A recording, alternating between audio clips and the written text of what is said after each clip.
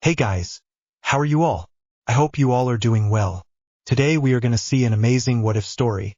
But before we start, it's just a humble request that if you are new here, please subscribe because it actually motivates me a lot to post more. Also, the stories on my channel are fully written by me, so if you have any suggestions for what-if stories, please let me know below the comment section. Now, without any further delay, let's start. What if corrupted Harry Potter ruled Hogwarts? The corridor is full but quiet.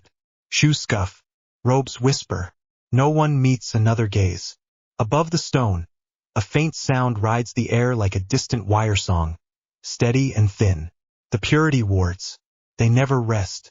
A prefect raises a hand for silence. He does not need to. A portrait frames the bend ahead and blinks to life on its own. A second frame lights up across from it. Then a third. The gilded faces change to the same figure at once. Harry Potter looks out from every wall. His hair is neat. His scar is a pale line. His eyes are clear and cold. The voice that follows is even careful and empty of warmth. Order is the duty of adults who remember war, he says. You are young. You should not have to remember. Students stop. The prefect lowers his hand. At the far end, a girl grips her satchel until her knuckles pale. A first-year boy, blue and bronze trim bright against his new robes, tries to look behind a column to hide his face. The sound of the ward stays at the same pitch. The old ministry's failures created monsters, Harry says.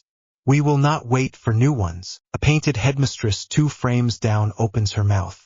The glass flares, and her lips seal without a word. The change is gentle but total. She folds her hands and stares forward. Unity is not a dream, Harry says. Unity is a rule. Follow it and you will live in peace. Break it and you will answer for the fear you cause. He watches them as if he can see through canvas and charm. A hush spreads in soft waves through the corridor. The wards hum. A prefect swallows and calls in a low voice. Classes. The portraits go still. Faces return to their usual loops. The students move again, slower than before. The classroom smells of chalk and polish. Every desk is in a perfect row. The blackboard bears a title in a careful hand. Compliance with the new order. The script is Minerva McGonagall's. She hates the sight of it. Her fingers are stiff around a thin stick of chalk. She sets it down to stop the slight tremor and folds her hands behind her back. Children look up with blank faces. They are trying to learn the new rules for how to sit, how to speak, how to breathe without being noticed. Open your books, she says. Her voice is steady by habit. Lesson 1. The only justified defense is the defense of the state. Quills scratch. A draft slips under the door and lifts a corner of a page. The hum in the walls grows an inch louder when someone whispers, then falls again when the whisper dies. A small hand lifts. Ravenclaw robes. First year. Brown hair that will not lie flat. Bright eyes that try to hide their brightness. He does not speak yet. He just holds the question up in the air like a candle. McGonagall's mouth thins. She knows his name already. Elias Vance. She learned all the first-year names last week. It is the one task that still feels like her work. Miss, he says. No preface. No speech. One word. What about defense of a friend? The hum makes a faint tick, as if some unseen instrument has taken note. McGonagall feels the hairs at the back of her neck rise. The corners of the room watch. The rafters listen. We will take the examples as written, she says. She keeps her eyes on the middle row, not on him. Defense of the state includes the protection of every citizen. But if the state is wrong, he says, and stops as if he knows he has stepped into cold water and cannot go back to the bank. A line of blue glows very faintly along the doorjamb. It fades. The children see it and pretend they did not. Read, McGonagall says. She sets her palm on the desk to steady herself and feels the wood cool and smooth under her skin. Page 3. The Oath of Unity. They read in a slow chorus. The words are plain and heavy. She hears the small catch in one throat, then another. She hears her own breath. She cannot look at Elias again. Copy the oath, she says. We will practice the response to the compliance checks. A pair of boots passes in the corridor. deliberate and slow. The step pauses at the door. The hum rises, then falls. The boots move on. When the bell finally rings, it is soft and short. The children stand at once and file out without chatter. Elias waits a half-breath and lifts his eyes to her. She fixes the angle of her spectacles and stacks the books and does not look up until he is gone. The classroom empties. The hum goes back to its old level. McGonagall stands alone behind the desk and lets the silence rest on her shoulders like a weight she can bear for one more hour. In the Bureau of Magical Integrity, paper moves like a tide. Stacks rise. Stacks fall. A clerk carries a tray and leaves it without a sound. A self-writing quill scratches and then pauses as if to take breath. Then scratches again. The hum is lower here, but it is present in the stone and in the air. Draco Malfoy sits very straight in a chair that feels like a test. His office is bigger than it should be for a man his age. The window looks down the slope toward the lake. The glass shows no students at all near the water. That rule holds. Lucius Malfoy stands with his cane in one hand. He does not lean on it. His eyes move over the room, over the crest on the wall, over the neat stamp on the top page. "I see you have made yourself essential," Lucius says. The tone is light. The choice of words is not. Draco slides the top file forward. The registry update. We have near perfect coverage. New arrivals submit before sorting. There are minor exceptions. I am closing them. Impressive, Lucius says. He does not sit. He circles once, slow, the way he might walk around a new stallion that looks strong and may still throw a rider. Draco does not watch the circle. He keeps his eyes on the file. There are energy costs to the wards, he says. If we rotate the anchor teams differently, we can keep the hum steady without drawing on the same reserves every night. Lucius smiles the way a man smiles when he smells a distant kitchen. Do you propose to tell the architect how to guard his house? I propose to keep his house from falling while he guards it, Draco says. His voice is dry. It is the only way to keep it from being afraid. Lucius stops at the window. He looks out. Mother asks after you. She can ask me herself, Draco says, and hears the bite in it. He is instantly tired of the bite and not sorry for it. Lucius turns. You punish with a signature now. That is safer work than you once did. Draco flips the next page. It is a discipline order for a groundskeeper who spoke out of turn and was heard by the wrong charm. The recommended sentence is severe. Draco takes up his quill, draws the line through 3 clauses, and writes a new limit in a calm hand. The quill scratches. The sound is too loud in the neat room. I punish by making sure things do not turn into spectacle, he says. It keeps the children alive. Lucius studies his son's face. The old pride is there. So is something like pity, small and well hidden. He sets the cane tip on the floor and tilts his head. You always wanted to be at the center, Lucius says. You are in the center now. Try not to be crushed by the walls when they move. Is that concern? Draco says. It is advice, Lucius says. Concern is for people who can be saved. The door opens without a knock. Theodore Knott steps in and does not apologize for the lack of manners. His uniform is simple and severe. His eyes sweep the room and take in Lucius, then return to Draco. Director, Knott says. He uses the title as if it is a joke and an insult and a test. We have a flagged first year in Ravenclaw. The wards did not like his questions. Your clerk reduced the mark to a warning without a transfer to the core. Draco keeps his gaze on the paper 1 heartbeat longer than he needs to. Then he looks up. The clerk acted on my instruction, he says. Curiosity is not sedition. Knott smiles without humor. Curiosity is how sedition learns to walk. Lucius looks from one face to the other as if he is at a play that is familiar and still worth watching. He taps his cane once. My business is done, he says. He inclines his head the smallest amount. Director, Commander. Then he leaves, and the air relaxes by a thread when the door clicks shut. Knott steps closer to the desk. He does not sit. The architect wants fewer incidents, he says. I will remove them. I prefer to remove them early. What is your request? Draco says. Transfer the boy, Knott says. We will educate him. Draco turns a page. Another file. The clerk has left a schedule for energy draws. He reads it to stop himself from speaking fast. He lifts his eyes. The boy will remain under Headmistress McGonagall's supervision, he says. You will receive a report every week. If you find fault, bring me facts and not a feeling. I will act on facts. Knott's jaw works once. We serve the architect. We do, Draco says. He hired me to serve with a brain. Silence holds for a moment. The hum in the wall ticks like a small clock. Knott lifts his chin and turns to go. Commander, Draco says. Knott pauses at the threshold. Tell your men, Draco says, to walk past the classrooms with their wands down. The children learn sooner when they are not trying to breathe through fear. Knott does not smile. He leaves without a word. Draco closes his eyes. He opens them again. He picks up his quill and signs 2 orders that will keep 3 names out of a cell. It is not victory. It is air. The headmaster's office is cleaner than it has ever been. Each book is at a right angle to the shelf. Each instrument is wound down and still. The portraits do not pretend to sleep. They watch and keep their mouths shut. The hum is louder here, as if the wires of the castle pass through this room and out again. McGonagall comes in with measured steps. The door closes behind her without a sound. She stands a pace inside the circle of the room and lets her eyes move.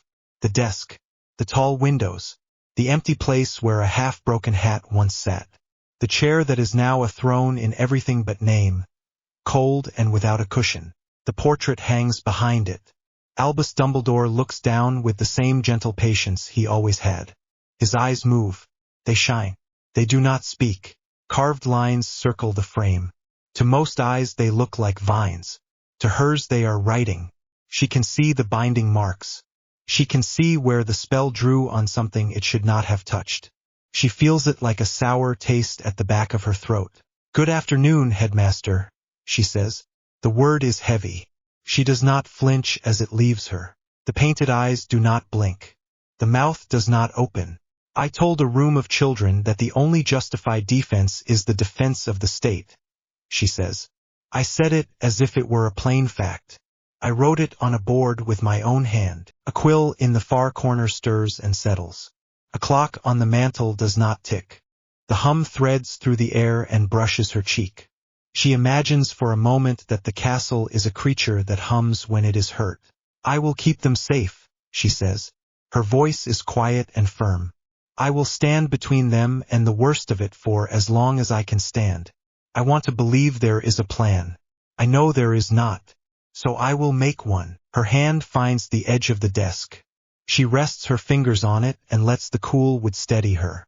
She looks up at the man who taught her to hold a line and to never make a show of despair. I will need you when the time comes, she says. I know you cannot answer now. I ask you to remember the question. A soft scrape sounds beyond the door. A step. Another. She turns her head and listens. The quality of the hum shifts.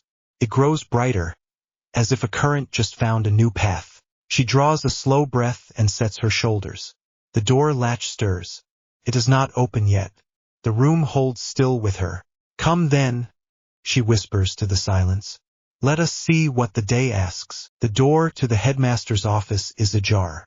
Smoke hangs in the air from a candle that has burned down to a wet knot of wick. Harry pushes the door open with his palm. His knuckles are raw from a fight that ended 2 nights ago and still has not ended in his head. He sets a stoppered vial on the desk. Clear glass. Pale thread inside. A memory strand labeled in a small neat hand. The label says only a date from the year before the war turned. He does not sit. He does not call for anyone. He taps the vial once with his wand and tips it into the pen sieve. The surface shivers. Sound arrives before the picture finds shape. Albus Dumbledore is speaking to a basin in a dark room that has no windows. His voice is softer than Harry remembers, and that hurts in a way he did not expect. If you are hearing this, events have run their course, Dumbledore says. The boy is our edge against death itself. He will need to walk into the end with clear purpose. He must believe it is his choice. He must not know he was guided. Harry stands over the basin. His breath shortens.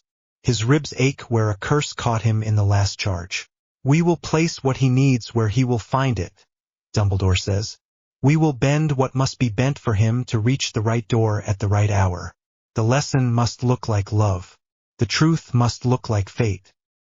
He cannot know he was fashioned for this one act. Harry jerks the bowl away from his face. Silver swirls, then settles into still gray. The office is too quiet. The portraits feign sleep. They do not fool him. He feels watched and not helped. He grips the rim of the pensieve. His fingers are colder than the stone. He tries to swallow, fails, tries again. His eyes burn. He waits for anger to arrive the way it always has, like a clean shot of heat. It does not. It comes slow and heavy, and it drags fear behind it. He hears the door behind him. He does not turn. Hermione stops 2 paces inside the room. Ron comes up behind her and sets a hand on the door to make sure it is shut.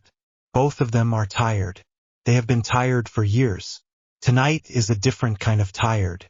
What is it? Hermione says. She keeps her voice level. She keeps it gentle because she sees the way his shoulders sit. Harry points at the basin. He cannot trust his voice yet. Ron steps to his side and looks down into the quiet silver. What am I looking at? Ron says. Listen, Harry says. His voice is clean and flat because there is nothing left in it to carry. Hermione leans in. The strand plays again. The words land, one after another, without drama. They do not need drama. They are plain, ugly decisions laid out like tools. When it ends, nobody moves. The clock in the corner does not tick. The air does not move. Even the tower seems to wait for what comes next. Ron lets a breath out and then pulls it back in as if he should not have made that sound. He thought you had to die, Ron says. We knew that part. We all knew it before the forest. Not like this, Harry says. He does not raise his voice. He does not need to. He built it. He made a path and fenced it in and then told me I was free to walk it. He did not just let me go. He made sure I could not do anything else. Hermione keeps her eyes on the basin. He made plans, she says. That is what he did. He left pieces where we would find them. He still left you to choose. He built a choice that was not a choice, Harry says. He made a boy out of parts and then called him brave when he fit the slot he cut for him. Ron shakes his head. You walked into the forest because you decided to. I was there. You chose. Harry turns then. He faces them both. His eyes are gray with lack of sleep. His mouth is a straight line. I believed in a story you told me, he says. I believed I was more than a set of moves. Now I know I was the moves. Tell me how I walk out of that and still trust the people who wrote it. Hermione steps closer. Her hands are open at her sides. By remembering why we fought, she says. We fought because people matter. You matter. Your choices matter. You cannot let one man take that from you now that he is gone. Harry laughs once. There is no humor in it. Gone, he says. Is he? Look where I am. Look what words he left for me to find when I am alone and the world is so quiet I can hear my own blood. Ron takes a step toward him and stops because the space between them is crowded with things they have not said for too long. We can build a world that does not need a Dumbledore, Ron says. That is the point. We get to fix this. We do it together. Harry looks past them at the desk where a list of names sits under a paperweight. Dead and living. He reads 2 of the dead ones without meaning to and his vision tightens. Together, Harry says. You 2 will marry and build a house and fight about dinner and tell your children that the world is safe now because Harry did what he was born to do. You will light a fire when it is cold and send them to school with a scarf you knitted, and you will not think about the thing that had to be done to buy that piece because it would sour the food in your mouth. Hermione flinches. She does not look away. That is not fair, she says. Nothing about this was fair, Harry says. It was efficient. Hermione steps closer again until she is within reach. She sets her hand on the edge of the desk so he can see it and decide if he wants to move away. He does not move. You are not a plan, she says. You are a person. You were forced into a plan by a man who thought he was the only one who could keep the water out of the boat. He was wrong. We can carry it together. Harry shakes his head. No, he says. We tried that. We followed good men and bad men and we bled for both. The world is not safe when everyone gets to do what they like. The world is safe when someone strong makes it safe and keeps it safe. Ron frowns. You do not mean the ministry, he says. Harry looks at him as if he has suggested a joke with bad timing. The ministry cannot hold a door open without losing the key, he says. It is a place where people practice speeches to each other. It is not a shield. It is not a hand on a wand when a curse breaks a window. Hermione hears the tone first. She knows the pivot when it happens. She goes very still. What are you thinking of doing? She says. Not thinking, Harry says. Done thinking. Done waiting for other people to stop being weak. We have to hold what we won. We have to lock it down. We have to decide that quiet is a right and we are going to defend it by making sure nothing loud is allowed to grow. Harry, Hermione says, listen to yourself. I am, he says. For the first time I am listening. I am listening to what the world needs instead of what it wants. It wants stories about choice and love. It needs control. Ron's jaw tightens. Control by who? He says. By the one person who will not sell it, Harry says. By me. Silence sits with them for a count of 5. The tower seems to tilt. The stone seems to lean in. The portraits make a small sound and then stop, as if someone has pressed a finger to a lips that is paint. Hermione keeps her voice quiet. You are tired and hurt, and you just watched a man you trusted break your heart from beyond the grave, she says. Do not make a plan in this room. It is the only plan that makes sense, Harry says. It is the only plan that keeps children alive. You know what schools look like when people like Voldemort rise. You saw it. I will not let a copy of him appear because we were too gentle to scold the first whisper. Ron takes a step forward. His face is red now. His hands are open. You are not the only one who bled for this place, Ron says. You are not the only one who can stand in a door and say no. Harry looks at him with something like pity. You two will always think love is enough, he says. Love is sweet. It warms a house. It does not hold a city. I cannot put sweet in front of a curse and expect it to stop. Hermione's eyes shine. She blinks and the tears stay where they are. You are not a wall, she says. You are a boy we love. Harry closes his eyes. He opens them again. He looks past them at the window and the dark grounds beyond it. He speaks without heat. Love is a liability, he says. It is a seam in armor. I will not wear seams. Then you are already lost, Ron says. Maybe, Harry says. Or maybe I am the only one who is honest about what it takes to keep a graveyard from filling. He lifts the vial from the desk. He turns it in his fingers. He sets it back down where it was. Then he points to the door. Go home, he says. The war is over. I will not ask you to follow me again. Hermione does not move. We are not leaving you here, she says. You already did, he says. When you chose a story I cannot use. Ron reaches for him then. He reaches because his body cannot do anything else with the anger and the fear and the love in it. Harry steps back and the hands meet air. Do not follow me, Harry says. If you do, I will treat you like anyone who tries to move a stone I have set. Hermione draws a breath. That is not you, she says. It is now, he says. He leaves the room without looking back. The door closes with a soft click. Hermione stands very still. Ron stands with her. The basin holds a dull shine in the lamplight. The air feels colder than it did when they came in. Ron puts his hand on the desk and presses down as if the wood will answer. He is going to do it, he says. He is going to make something that does not bend. Hermione nods once. Then we will have to learn to move around it, she says. And we will have to be patient until we can take it apart. Ron looks at her. Without killing him, he says. If we can, she says. The portraits look down at them with painted pity and keep their peace. Years later, the safe house sits behind a hedge that looks like a hedge and is not. It has one front step and a door with chipped paint. The room beyond the door smells like food and old wood and clean air. The kitchen is small. The table is old. The chairs make a sound when they move. Ron stands at the stove and stirs a pot. He watches the slow roll of the surface and stirs again. He tastes, winces, and adds salt. He tastes again, frowns, and adds water. Hermione comes in with a stack of papers tied with twine. She sets them on the table and rubs the back of her neck with 2 fingers. "Any visitors?" she says. "A fox," Ron says. "It looked through the window and then pretended it did not. It did not leave a note." She smiles at that in a way that is more about habit than joy. She takes off her coat and hangs it on a peg.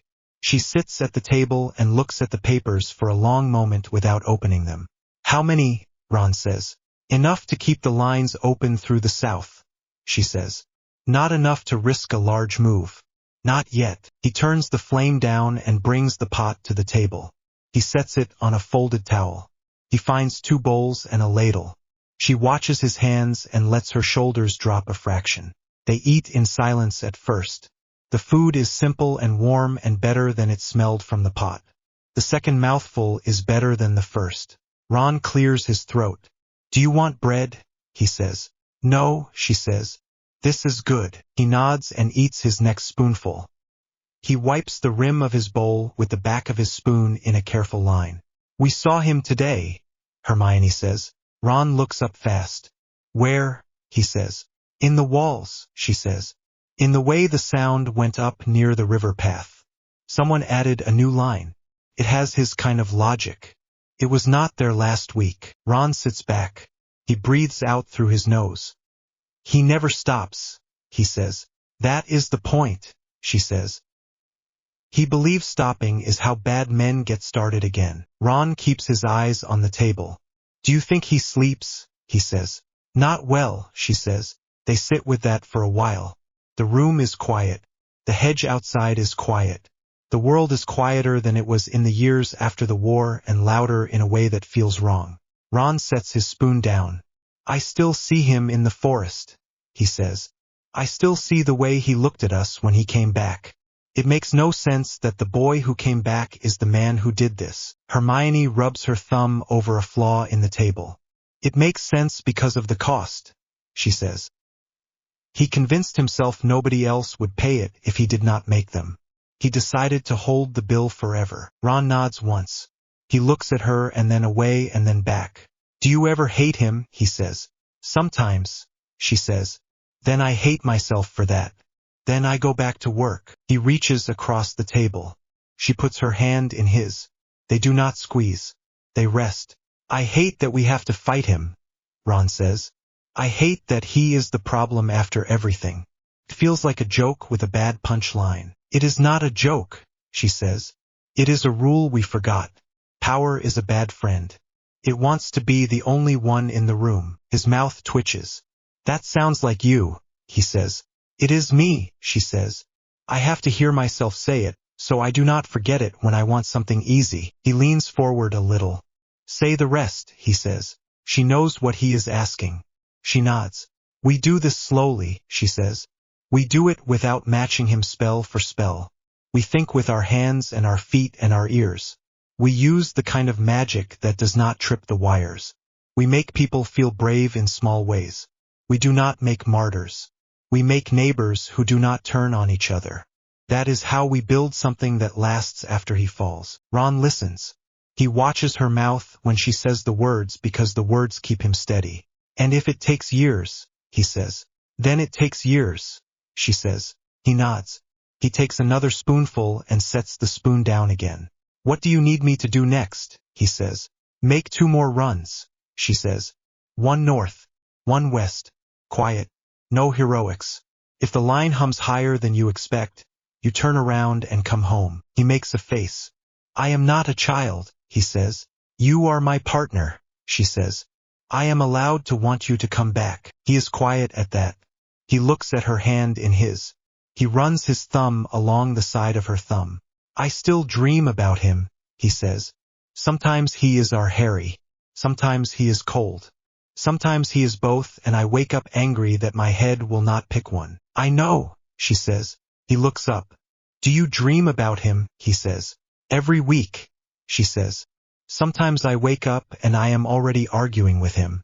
Sometimes I am holding him by the shoulders and asking him to stop. The worst ones are when he agrees and then I wake and remember he did not. Ron sits forward and sets his other hand over hers. He does not say anything for a long breath. We are going to do this, he says. We are, she says. Without losing what we are, he says. She nods. That is the only way it is worth it, she says. He leans in. She meets him halfway. The kiss is brief and soft and not dramatic. They let their foreheads rest together for a moment.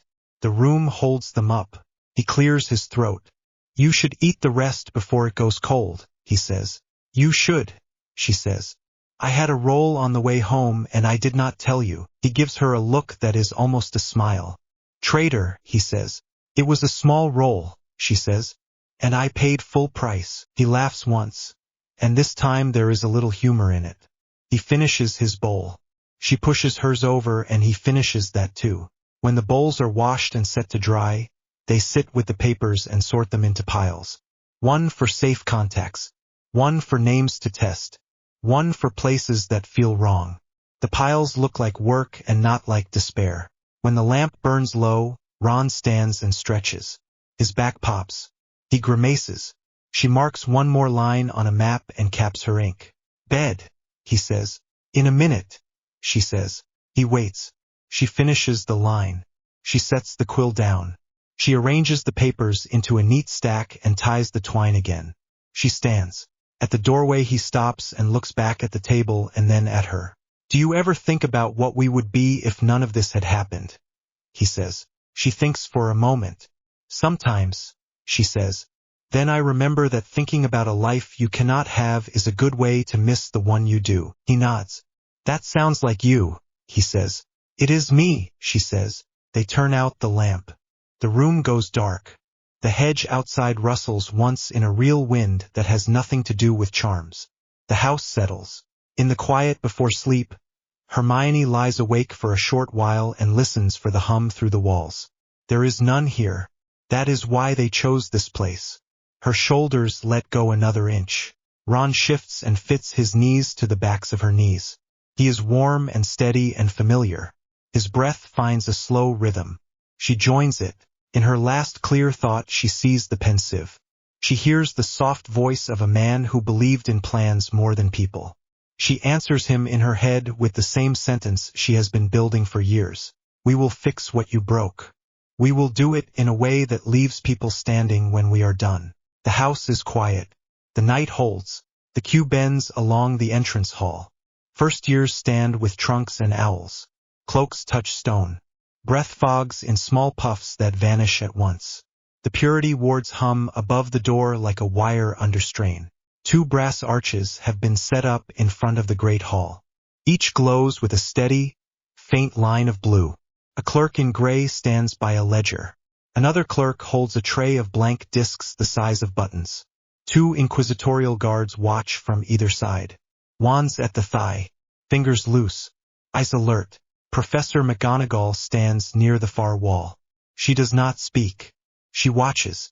A house elf dusts a pedestal 10 paces away and does not look up. The room holds still around them. Next, the clerk says. Elias Vance steps forward with his trunk in one hand and his owl cage in the other. He sets the cage down. The owl blinks, then goes still as if it knows the rule. Elias sets his trunk beside the cage and faces the arch. Name, the clerk says. Elias Vance, he says. Ravenclaw. The clerk makes a note. Stand in the center, she says. Hands at your sides. Do not speak. Do not cast. Do not hold your breath. Elias steps into the arch. The blue line grows brighter. A second line flickers across the floor under his shoes. He looks down and looks up again fast. He keeps his arms still. His mouth is dry. The arch hums at a higher pitch. A notch lights up on the left side of the frame. The clerk looks at the notch. She makes another note. She glances at the second clerk. The second clerk shifts her weight. What does that mean? Elias says before he can stop himself. Do not speak. The first clerk says, quiet and firm. She marks the page again. Step out. He steps back. The hum drops to the old level. His owl blinks once and fluffs its neck. He reaches for the cage and stops when the guard on the right lifts a hand. "Hold," the guard says. Professor McGonagall does not move. Her eyes shift to the arch, to the clerk, to Elias, and back. The door to the side corridor opens. Draco Malfoy comes in with a leather folder and a clean quill. He is alone. He takes in the room at a glance and walks to the clerk's table. "Report," Draco says. The clerk shows him the ledger. "Minor aberration on emotional vector," she says. "No false wand movement. Signature stable. Recommend watch list, not removal." "Cause," Draco says. "Curiosity," the clerk says. Draco looks at Elias. The boy looks back without defiance. His eyes are clear. His jaw is set. He does not look to McGonagall for rescue. He does not look to the guards for mercy. He stands where he was told to stand and waits for an adult to decide what he is. "Your name," Draco says. "Elias Vance," Elias says. "Do you know what this machine reads?" Draco says. Elias swallows. "It listens for the wrong kind of magic," he says. "And maybe for the wrong kind of thinking." A small sound runs along the top of the arch as if a string has been plucked. One guard shifts his boot. The other does not move. "It reads for intent," Draco says. "It is not always right." He signs the ledger. His handwriting is small and clear. He writes the words "place under observation" in the margin and draws a square around them. He does not add transfer to core. He closes the folder and looks at the guards. "He goes to class," Draco says. "If he chases fights, you bring me proof. Not a theory." The guard on the right nods once. The guard on the left does not reply. Draco turns to McGonagall. "Headmistress," he says, "I will expect your weekly report on the new intake." "You will have it," she says. He leaves by the same side door. The hum holds steady. The line moves forward. Professor McGonagall's gaze passes over Elias once more. She does not give him even a small nod. She turns toward the great hall and the line behind her follows. The guards remain in place. The clerks gather the used discs and set them into a case with many small wells, each marked with a number. The case closes with a soft click. The queue moves. The hall empties. The arch is dim. Draco reads energy charts in his office. A brass lamp throws a clean circle of light. A sheaf of schedules lies under his right hand. He has a view of the lake through clear glass and never looks at it during work. The door opens once without a knock. Theodore Knott steps in. He closes the door behind him. He does not sit. "Director," Knott says. "Commander," Draco says. He does not look up yet. He finishes one column, enters a small correction, and sets the quill aside. "We had a flag," Knott says. "Ravenclaw boy. Soft face. He wanted to talk to the machine." Draco lifts his eyes. "He asked a question," he says. "He did not try to fool it." Knott smiles without humor. "If a mouse asks a cat what it wants for breakfast, I learned something about the mouse. It learns something about the cat," Draco says. "Which is why the cat should worry." Knott steps closer. He sets a file on the desk. "You are generous," he says. "The core is not." Draco flips the file open. The discipline order for a groundskeeper he modified earlier sits on top. Knott must have pulled a copy to bring back. A neat red circle has been drawn around Draco's change. "Curiosity is not a crime," Draco says. "It becomes one," Knott says. "Everything becomes something worse if you let it breathe." "You want me to authorize transfer," Draco says. "I will not." Not on a notch that reads a boy's nerves on his first day. Knott's jaw moves once. "The architect cares about quiet," he says. "I can remove small noises before they grow." "You can," Draco says. "I can choose not to make noise by dragging a child into a room where your men practice fear." Silence sits on the desk for a moment. Draco holds it. Knott breaks it. "You are loyal," Knott says. He makes it sound untrue. "Prove it. Pick someone and punish them today. Show your clerks the cost of softness." Draco turns a page. He lifts a different order. One that carries a complaint from a supply clerk who forged a signature to move blankets to the north dormitory without proper countersign. The recommended penalty is public caning. Draco writes private reprimand and 1 month docked pay in clean script. He signs. He stamps the form. The stamp lands with a firm sound. You may take that as my proof, Draco says. Not leans forward. I am not your enemy, he says. I am the edge that keeps this place clean. You are a knife, Draco says. I am the hand that keeps it from opening the wrong veins, not straightens. He collects the punished file. You speak as if the knife can hear reason, he says. It does not. It hears orders. Then hear this, Draco says. Walk your men through the halls with your wands down. The children learn in rooms that do not feel like cages. Not's mouth flattens. He leaves without agreement or refusal. When the latch clicks, the hum in the walls again feels like a faint breath that never quite disappears. Draco sets his elbows on the desk for a moment and presses his fingers to his eyes. He lowers his hands and reaches for the energy charts again. Midnight draws the highest draw. He underlines the number. He writes rotate anchor teams in the margin and circles it twice. He stands. He crosses to the window. He looks past his own reflection to the black mirror of the lake. It does not move. He returns to the desk. He picks up the quill. He goes back to work.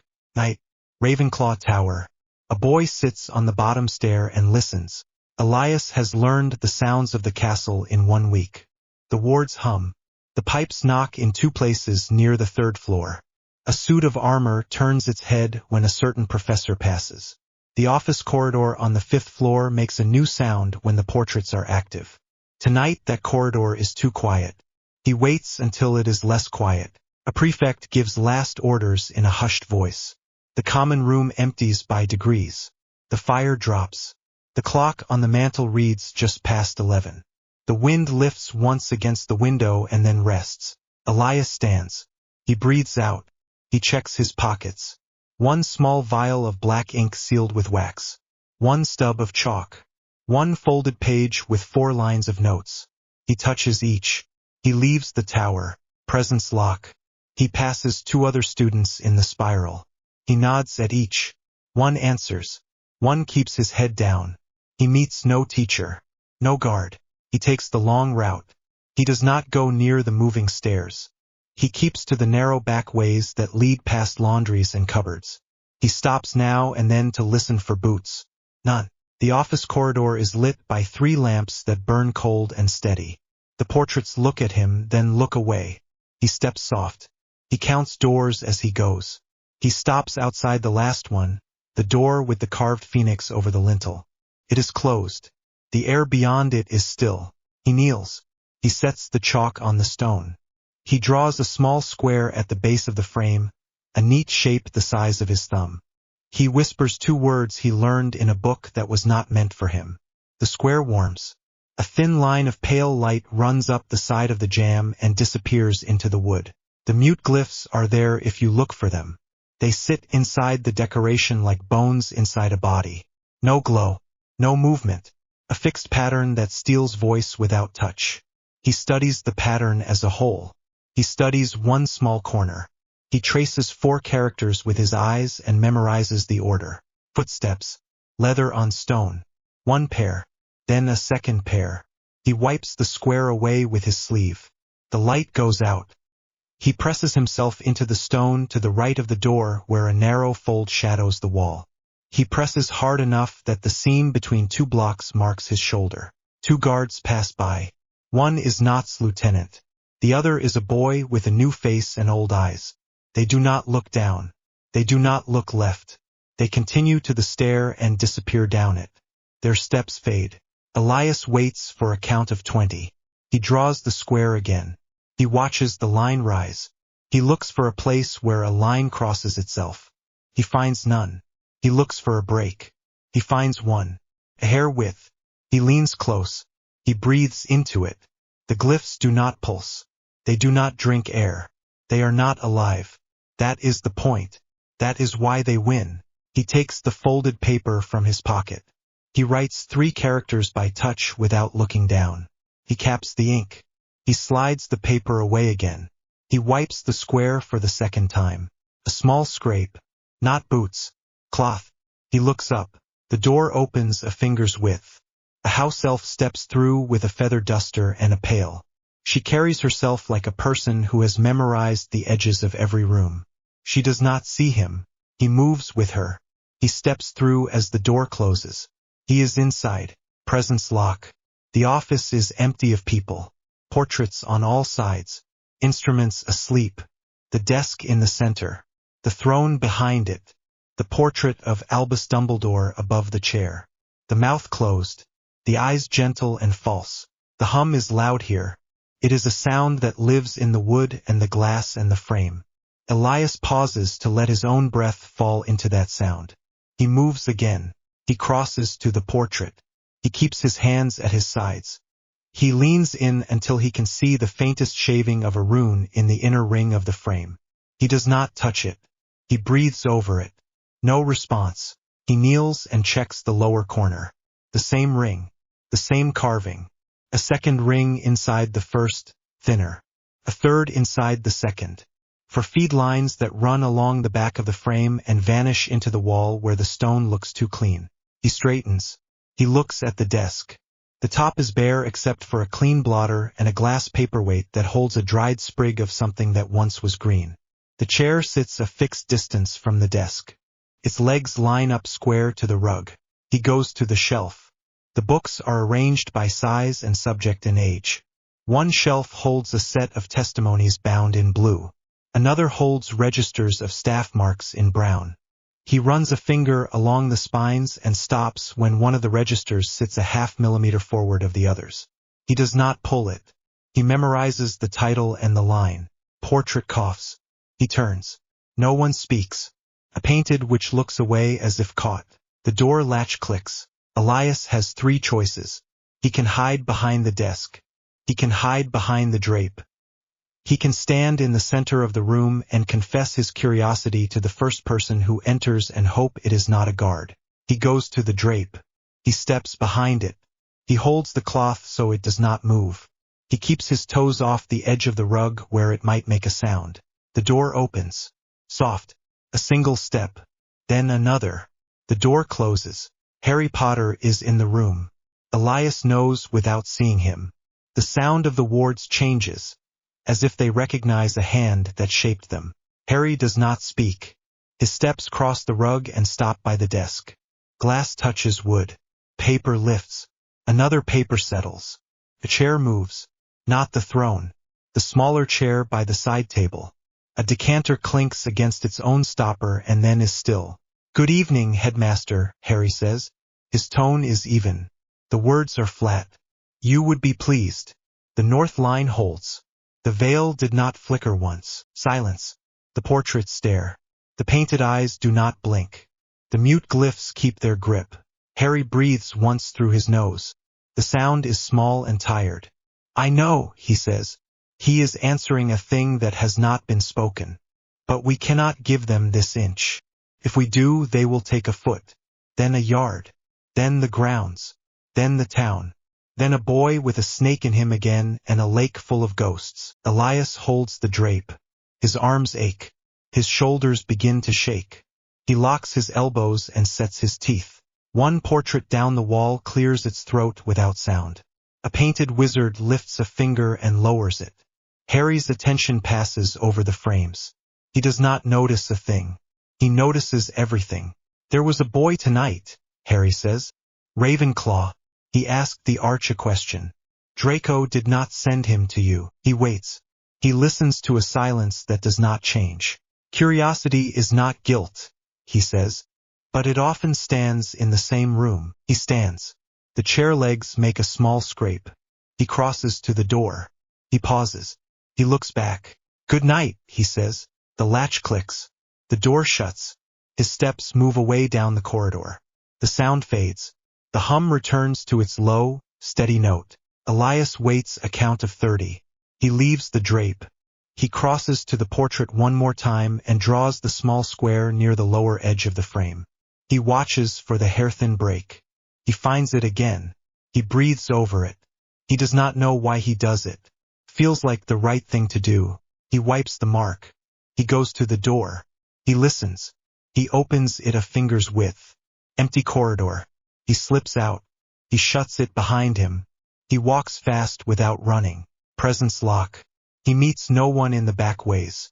He hears boots once and flattens in a niche until they pass. He reaches the tower. He climbs. In the dormitory he finds his bed without lighting a lamp. He kneels on the floor and pulls a small box from under the frame. He opens it. He sets down the folded paper. He adds 3 more lines beside the first 4. He closes the box. He slides it back. He lies down. He stares at the ceiling and listens to the tower breathe. He sees the small break in the ring when he closes his eyes. He feels the cold drape against his cheek. His hands throb where he held the cloth. He waits for sleep. Takes a long time to arrive. The safe house is quiet. Ron Weasley sits at a scrub table and ties a parcel with twine. He checks the knots twice. He writes a name on the top in blunt script. He sets the parcel in a satchel and closes the flap. He stands. He swings the strap over his head and settles it across his chest. Hermione comes from the back room with a list in her hand. North first, she says. Then west. If the line hums high, you turn back. I know, he says. Say it, she says. If the line hums high, I turn back, he says. Her face eases a fraction. Take the quiet path by the canal, she says. The core is heavy on the east road. He nods. He steps closer and sets his forehead against hers for a moment. Breath to breath. I will be back before the kettle boils twice, he says. You will be back when it is safe, she says. Not before. He draws back. He checks the satchel strap again. He checks the door latch. He opens the door. Cold air comes in. He steps out.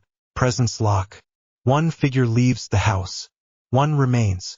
He moves along the hedge and into the lane. He does not look back.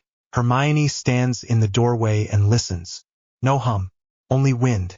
She closes the door and goes to the table. She spreads her list. She writes 2 notes on small sheets. She folds them. She sets them aside. She rests her hands flat on the wood and breathes. She thinks of Harry in a room full of silent counsel. She thinks of a boy who asked a question and was not thrown to the wolves. She thinks of Draco Malfoy pushing a sentence down a page to make space for a life. She picks up her quill. She writes the words first wedge on the margin of the plan and circles them. Morning bell. Ravenclaw Tower.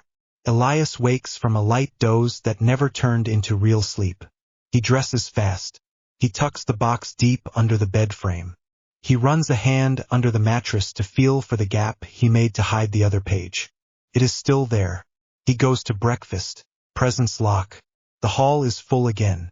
The hum is steady. The guards by the arch change watch. Prefect reads a list.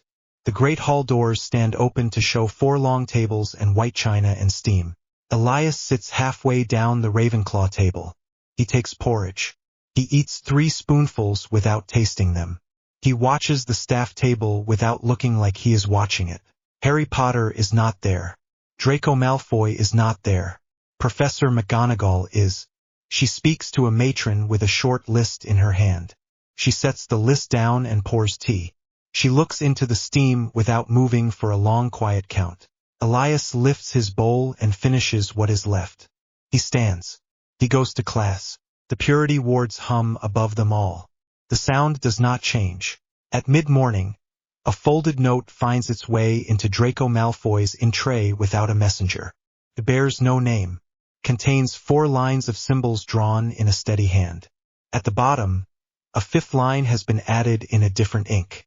The note smells faintly of chalk. Draco reads it twice. He sets it under the blotter. He looks at the wall behind his desk. Through it, past it, to an office above that he knows too well. He stands. He reaches for his coat. He stops with his hand on the back of the chair. He sits again. He does not move the note. He goes back to the ledger and adds a single mark beside a single name. Not yet. The lamp burns. The hum holds. Somewhere above, in a frame carved with rings inside rings, a hair-thin break waits for a hand that knows where to press. Night holds the room like a hand. Wax burns low in a short candle.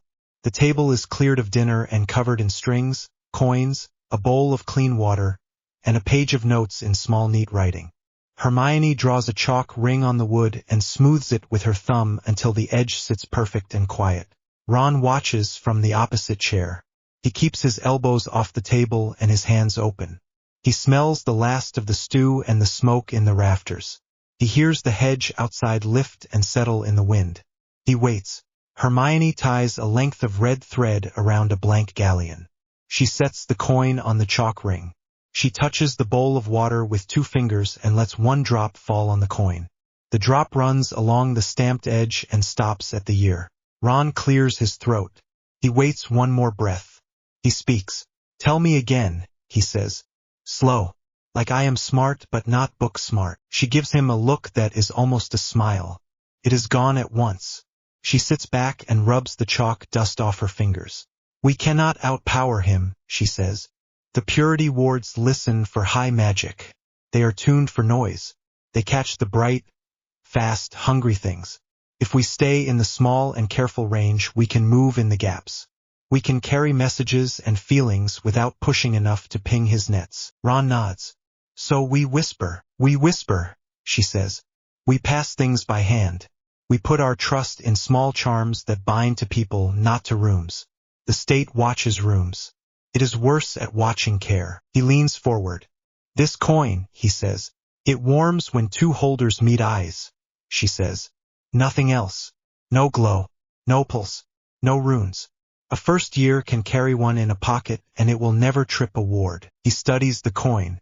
"How many can you make?" "A dozen tonight," she says. "More when I get faster. I need a name for each one. It needs to be given with a touch and a promise. If we try to skip that, the charm slides off." Ron rubs the back of his neck with 2 fingers. "Names we trust," he says. "Names we trust," she says. "People who will not sell that warm second for a little safety in the moment." He sits back. "The thing that scares me," he says, "is that most people are tired. Tired people sell things when their hands shake." "I know," she says. "So we do not ask them to carry big things. We ask for little ones. A look, a nod, a door left on the latch. And we keep them out of rooms where not likes to feel tall." He blows out a slow breath. "I can do the door and the nod," he says. "I can do the latch. I cannot write Latin on a coin and I do not need to." "You do not," she says. "You need to keep running the lines and checking the people who say they know a way through. You are good at telling when a story is wrong." He smiles a little. "You are better," he says. She shakes her head. "You hear the lie in the tone before I do," she says. "I hear it in the phrasing. The tone gets you there faster." He looks at the satchel by the door. "We need supplies," he says. "And we need a way to know where the registry keeps its heart." "We do," she says. "We cannot guess. We need a map or a hand that touches one." He studies her face. "You have someone in mind." "I do," she says. "We will argue about that after we deal with the thing I do not want in this house." He looks at the window. "You heard," he says. "I heard," she says. "He sent a note that smells like fear and tea. He wants to trade names for a pardon. He says he knows one of our routes." Ron pushes back his chair and stands. The legs scrape. He picks up his coat and shrugs into it. "Then we go," he says. She rises as well. She knots the red thread and slides the coin into a pocket. She checks her wand and her shoes and the time on the small kitchen clock. "I will talk," she says. "You carry the line." He nods. "Non-lethal. No heroics. Turn back if the hum climbs." "Thank you," she says. They step to the door. She locks the inner latch with a touch. He lifts the outer bolt. Cold air slips in and touches their cheeks. The hedge sighs. Presence lock. 2 figures leave the house. None remain. The lane is empty. The night is not. They walk the canal path. No lamps. Water moves in slow sheets along the stones. The city is a dark smear to the south. Far behind them, the wards over Hogwarts sing the same high thread they always do. That sound rides the wind if you know how to listen for it. They both do. They both pretend they do not. Ron keeps his hands open and loose. He watches the broken walls near the old mill. He watches the shadows under the bridge. Hermione walks with steady steps and does not look back. Her breath shows white in the air and then fades. A lone man waits by the arch of the bridge. Coat too big. Hat low. Hands jammed in pockets. He rocks from heel to toe. He tries to look like he is doing nothing and fails. He is a familiar not tied wrong. Ron stops them 10 paces out. Mundungus, he says. Fletcher lets out a breath that smells like nerves and stale smoke. Ron, he says. Hermione. Hermione does not step closer. You have 1 minute to tell me why you sent a bird to my fence, she says. The last time I saw you, you were selling classroom chairs for a profit. That was business, he says. This is life and death. Whose? Ron says. Mine, Fletcher says. And maybe yours if you do not listen. Hermione tilts her head. You are on a list, she says. You carried messages for the Corps last year. You got 2 people pulled. One of them still limps from the curse that hit her when she ran. Fletcher looks at the ground. I was scared, he says. I am still scared. They got me with the registry. They had my signature on a screen and they knew where I was every hour. I could not breathe. I have been looking for a way out since the day I went in. Ron takes 1 step forward and stops because that is the rule. He keeps his voice even. What do you have? He says. A schedule, Fletcher says. Not a map. A schedule. I run papers for the clerk who runs papers for the man who runs the rooms where the lines meet. He has to hide the big draws in the middle of the night. He uses a pattern. I can show you how it loops. Names, Hermione says. I will not say, Fletcher says. Not here. Not anywhere you can write it down. You and I both know that is how people get dead. Price, Ron says. A pardon, Fletcher says. From you. From her. From the girl who writes the lists. I want my name off the wall in the places you go. I want food and a bed and not to look over my shoulder until the end of the week. Hermione looks at his hands. They shake. He presses them together to hide it and fails. You will tell us first, she says. Then we will decide what your fear buys you. He pulls a folded page from inside his coat and holds it between 2 fingers. He does not offer it. He nods toward the arch. Not here, he says. Under. The stones listen up here. Ron glances at Hermione. She meets his eyes. He tips his head the smallest amount. They move as a group into the shadow under the bridge. The air is wet and cold. Water grinds softly along the piling. A rat runs and the sound is louder than it should be. Fletcher crouches and puts the page on a flat stone. He sets a thumb on one corner as if the page will try to run. The heavy draw hits at the same hour every 3rd night, he says. There are small draws each night. The big one pulls more. You can feel it in your teeth if you stand near enough. I watched the clerk check off the times. He likes straight lines. He cannot help it. Hermione crouches on the other side of the page. Show me, she says. He marks the hour with a nail and draws 3 neat marks under it. He moves his nail 1 place and draws 2 marks. He moves again and draws 1. He keeps going until the whole span of night holds a pattern of marks that repeats every 3 columns. Ron does not crouch. He stands and watches the outer circle. He sees a shadow shift at the far mouth of the arch. He lifts 1 hand a fraction. Hermione does not look up, but her jaw sets. There is 1 night with no heavy draw, Fletcher says. That is the day after the new moon. Why? Hermione says. I do not know, Fletcher says. Maybe he thinks the sky is listening on that night. Maybe he thinks it is a good day to sleep. I do not care why. I care that it is real. Hermione nods. She holds her hand over the page and does not touch it. She watches the marks.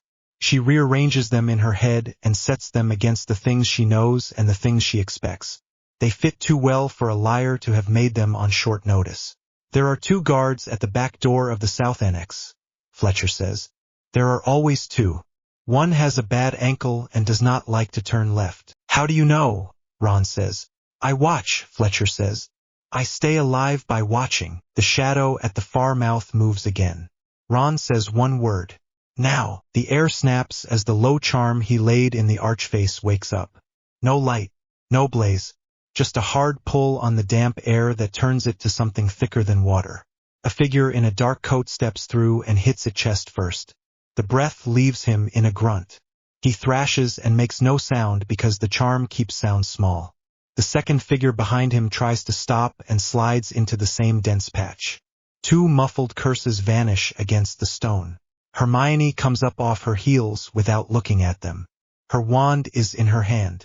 She speaks 3 small words like a mother telling a child to go to sleep. The air tightens. The 2 bodies stop moving. They do not fall. They hang for a breath. They sink to the floor in a slow soft drop. Ron crosses the space and takes their wands and pockets the lot. He checks their coats for badges. None. He checks the inside cuffs. 1 small sigil sewn into the cloth in black thread. Core, not oars. He looks back. Fletcher is on his knees with his hands up. I did not bring them, he says. His voice shakes. I did not. Hermione studies his face. The fear is real. The skill to fake that kind of fear is rare. Mundungus Fletcher is many things. Rare is not one of them. You did not, she says. They came for you, he nods. His head keeps nodding after the thought. He stops it with both hands. I hate this, he says. I want to leave tonight and never come back. You will live through the night because you told the truth when we asked you to, she says. You will get a bed and 2 days of food. After that, you will go to ground where I tell you. If you sell us again, there is no third chance. He breathes out. It sounds like something leaving his chest that has been there too long. He bows his head. Thank you, he says. Thank you. Ron ties the 2 stunned men wrist to wrist with a cord that looks like twine and is not. He checks the knots. He moves them out of the arch so a patrol will not trip over them in the dark. He straightens and rubs his shoulder. Your charm, Hermione says. It felt clean. From the book in the cellar, he says. The one with the smudged corner. She nods. Good choice, she says. He grins before he can stop it. It is small and tired and fills his face anyway. They walk Fletcher to a safe door 3 lanes away and hand him to a watcher whose name they do not speak. Hermione puts a coin in the watcher's palm and meets her eyes. The coin warms a little and then cools. Presence lock. For figures in the lane. 2 go through the door. 2 remain. The door shuts. The lane is empty again. They walk home along the canal with their coats pulled close. Ron keeps one hand on the strap of his satchel. Hermione keeps one hand in her pocket on the coin with the red thread. When they reach the hedge, Ron does a slow turn in the lane and listens. No echo of a patrol. No crackle in the air from a fresh ward line. He unlatches the gate. They go in. Inside, Hermione hangs her coat. She sits at the table and presses her fingers to her temples. Ron pours water and sets a cup by her hand without speaking. She drinks and sets the cup down. The sound is small and round. Tell me you are pleased, he says. I am, she says. I am also very tired. Me too, he says. What next? She moves the strings and the bowl aside and lays the folded page from under the bridge on the table. She sets a paperweight on one corner. She taps a mark with one finger. We choose the night after the new moon for the big push, she says. We slip the broadcast charms in during a small draw, then hitch them to the heavy line so they ride the surge. We get a burst that can reach every frame in the castle and half the houses within a day's march. Ron leans close. We still need the room where the lines meet, he says. She nods. We do. The schedule means nothing without the door. You're someone, he says. Say the name. She looks at him. Draco Malfoy, she says. He breathes out through his teeth. He walks a slow circle to the stove and back. He stops with his hands on his hips. He will sell us for a chance to look good for 10 seconds, he says. He might, she says. He also just kept a first year in class when not wanted him in a room with no windows. He edits sentences to save people he does not know. He is a functionary with a brain and a conscience that wakes up at the wrong times. That combination is rare and we need it. Ron rubs his jaw. I do not like trusting a man who used to laugh when I had dirt on my nose, he says. I do not like needing him, she says. That has nothing to do with whether he is the right tool for this lock. Ron looks at the page again. He looks at the coin on the chalk ring. He looks at her face. He nods once. If you are right, we still cannot send you, he says. Or me, I know, she says. He will not come for either of us. He sits. He folds his hands and rests his mouth against his thumbs for a moment. He speaks into his fingers. Luna, he says. Hermione touches the coin with the red thread. Luna, she echoes. He will not see a trap when she looks at him like a person. Ron lifts his head. We ask her, he says. We do not order. We ask, Hermione says. We tell her the risk and we let her draw the line where she needs it. He nods. I will bring her here in the morning, he says. Hermione ties off a second coin and slides it across the table to him. Give her this when she says yes, she says. Eye contact. 2 seconds. No more. No less. He picks up the coin. It is cold. It feels like nothing at all until he looks at her. For a half breath it warms. He puts it in his pocket and feels steady in a way he did not expect. He looks at her hand. It shakes a little now that they are safe. He sets his hand over hers and keeps it there until the tremor eases. You saved those men without breaking their bones, he says. You saved Fletcher without trusting him. I can live with that balance. I hope I can, she says. He grins at that. We will make tea, he says. We will drink all of it. We will, she says. They move around the small kitchen with the slow ease of people who have made meals in the dark for a long time. Cups clink. The kettle begins to murmur. Steam ghosts the cold window. The hedge outside murmurs back. When the tea is poured, they sit again. Hermione writes a clean copy of the schedule. Ron commits the pattern to memory line by line. He repeats it back until she closes her eyes and says good. They decide the message for Luna in 10 words. They say it out loud twice. They say it once more for luck and do not call it luck. When the house is quiet again and the cups are washed and tipped on a towel, Hermione stands at the table and looks down at the coin with the red thread. Her face is calm. Her shoulders are low for the first time since the bridge. We can do this, she says. Ron hears the tone and knows it for what it is. Not hope. Not yet. A decision.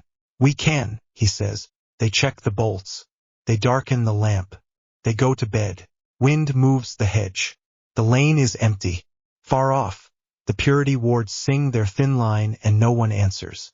In the dark, Hermione lies awake for a short while and counts the steps between their table and the door, between the door and the lane, between the lane and the canal. She counts the number of times she has seen a child marked for curiosity, and she keeps that number in her head until it no longer fits there. She turns on her side. Ron drifts closer without waking. She watches the small breath cloud from his mouth in the cold room and times her own to match it. She closes her eyes when they match. The house holds them. Morning will bring a knock and a calm voice that speaks in soft, odd angles. Morning will bring a girl who sees the world without fear in places where fear likes to live. Morning will bring a name spoken in a quiet room, and a door that has waited for years will begin to move. Morning puts a pale line across the kitchen floor. The house is warm from the banked fire. The table holds 3 cups, a plate with 2 halves of toast, and a neat stack of notes tied with twine. Ron stands by the stove with his hands on the rail. Hermione sits at the table with an open ledger and a coin on a string near her elbow. Luna knocks once. The sound is soft and clear. Ron opens. She steps in, closes the door with care, and smiles as if she has walked into a familiar dream. She carries no bag. Her coat is unbuttoned. Her pockets are empty. Hermione rises. Thank you for coming, she says. I like mornings, Luna says. They make rooms feel new. You want me to speak to Draco Malfoy. Ron blinks. You knew. You had that look last night when you sent the bird, Luna says. The careful look. It was not for a meeting with Neville. He is never careful. He is only brave. Hermione does not waste the breath on surprise. He will not meet me, she says. He will not meet Ron. You he might meet. Luna moves to the table. She sets 2 fingers on the coin. She waits. Hermione meets her eyes. The coin warms for a small second, then cools. Tell me what I am to do, Luna says. Go where he calls you, Hermione says. Go alone. You will be watched, but no one will stand with you. Speak with him until you know which face he has brought. The tool, the coward, or the boy who tries not to be either. If it is the boy, let him hand you the door we need. And if it is the coward, Luna says, you end the talk. Hermione says, you leave at once. No farewell. No turn of the head. Straight out and home. Ron sets a cup by her hand. If you smell a lie, he says, step away from it. I will be near. I will not be close. Luna nods. I know the smell, she says. It is like damp cloth that never dries. Hermione slides a thin slip of paper across the table. He will use an old Slytherin signal, she says. He will mark a book in the corner of the library with a word that does not belong there. You will see it if you pass at noon. Then he will tell you where and when. Luna tucks the paper into her sleeve. I will pass at noon, she says. Shall I eat the toast? Yes, Ron says. You will need it. She eats the toast without crumbs. She drinks the tea. She wipes the rim of the cup with her thumb and sets it down where she found it. She looks at both of them and then at the door. I will be back before the kettle forgets how to sing, she says. Be back when it is safe, Hermione says. Luna smiles again, small and steady. She leaves. The door shuts. The house breathes. Ron checks the bolt and the hedge and the lane. He returns to the table. He rests his weight on his hands and watches the coin cool. Hermione ties the twine on the notes and lays her pencil down. She will be fine, Ron says. She will tell us if she is not, Hermione says. They sit with the quiet for a minute. Then Ron takes up the kettle and sets it to boil again because he needs a thing to do with his hands. Steam lifts. The small room holds it close. In the bureau, Draco reads the anonymous symbols for the 6th time. The sheet lives under his blotter. He slides it out and checks the steady hand and the 4 lines that match the glyphs on the old portrait. Someone clever sent this. Someone in the castle. He thinks of the Ravenclaw boy with the clear eyes. He does not write the thought down. He reaches into the bottom drawer and lifts a thin wooden panel. The backside holds a narrow strip of old copper.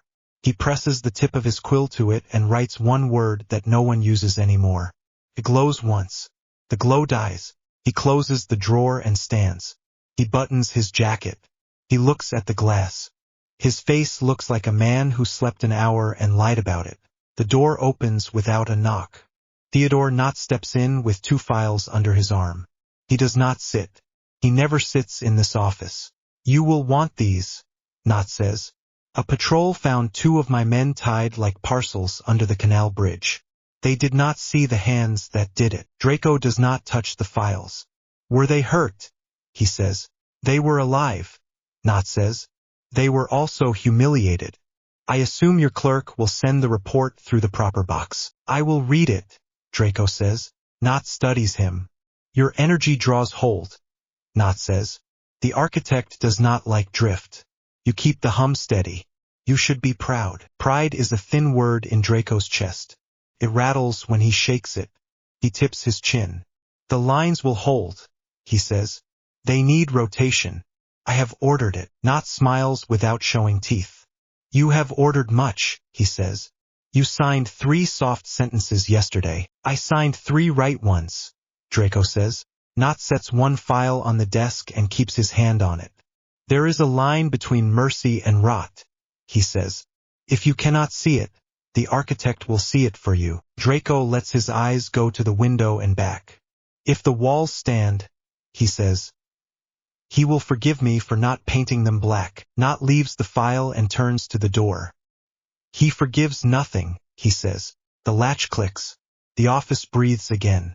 Draco slides open the bottom drawer and looks at the copper strip. It remains dark. He closes the drawer and smooths his cuffs. He walks out into the hall without his coat and follows the long way down to the library, where the old signal waits. Luna reaches the library at noon. She enters by the 3rd door. She moves along the back wall with the tall atlases and the herbals.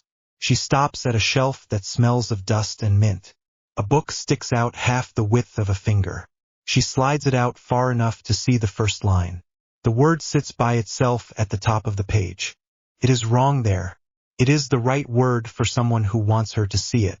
She pushes the book back and keeps walking. She does not turn her head. She leaves by the first door and counts to 20. A folded slip is on the sill as she passes. She lifts it without breaking pace and tucks it under her sleeve. She keeps going until she reaches the end of the corridor. Then she opens it. The words are simple. Old Potions Room. Last bell. No escort. She folds the slip again. She does not show it to anyone. She goes to class. She listens with one ear while she times the beats of her breath. On the fourth beat after the last bell, she leaves the tower by the narrow stair. Ron follows at a distance with the hedge of the path between them. He keeps to shadow and brick. He does not look at her. He counts his steps and listens for the sound the purity wards make when a patrol comes near. The air is clean. He moves in silence. Hermione waits 2 corridors away in a room with no window. She has placed 2 small charms along the wall that lead to the Old Potions Room. They do not glow. They do not pull. They kiss the air and tell her if a dozen people decide to arrive at once. The air stays quiet. Hermione stands with her back to the wall and her hands loose at her sides. She talks to herself in her head to keep her thoughts from running ahead of her eyes. Luna reaches the door and touches the iron with 2 fingers. The iron is cool. The room beyond is cold as a cellar. She steps in. She does not close the door all the way. She leaves it a finger wide. She walks along the wall and rests her hand on the edge of a stone sink. The basin is dry. The smell in the room is chalk and old smoke. Draco comes in from the side door that leads to the small prep chamber. He closes it behind him. He stands where she can see his hands. He does not draw his wand. "Thank you," he says. She nods. "You sent for me," she says. "I sent for the only person who would arrive without a knife hidden in a word," he says. His voice is dry. He looks older than he did in summer. Luna studies him without looking away. "You were brave once," she says. "You did not like it. You are trying again." He lets out a short breath. "I am trying to make sure fewer children end the year with a number stitched under their sleeve," he says. "I am not brave. I am tired of watching boys with new boots teach fear to 11-year-olds. She moves 1 step to her left so they are level. "You carry a door we need," she says. "I do," he says. "You need to know where the registry heart is. You need to know how it is bound." "Tell me," she says. He steps closer to the long table in the center of the room. He lays a folded chart down. It is a simple drawing with clean lines.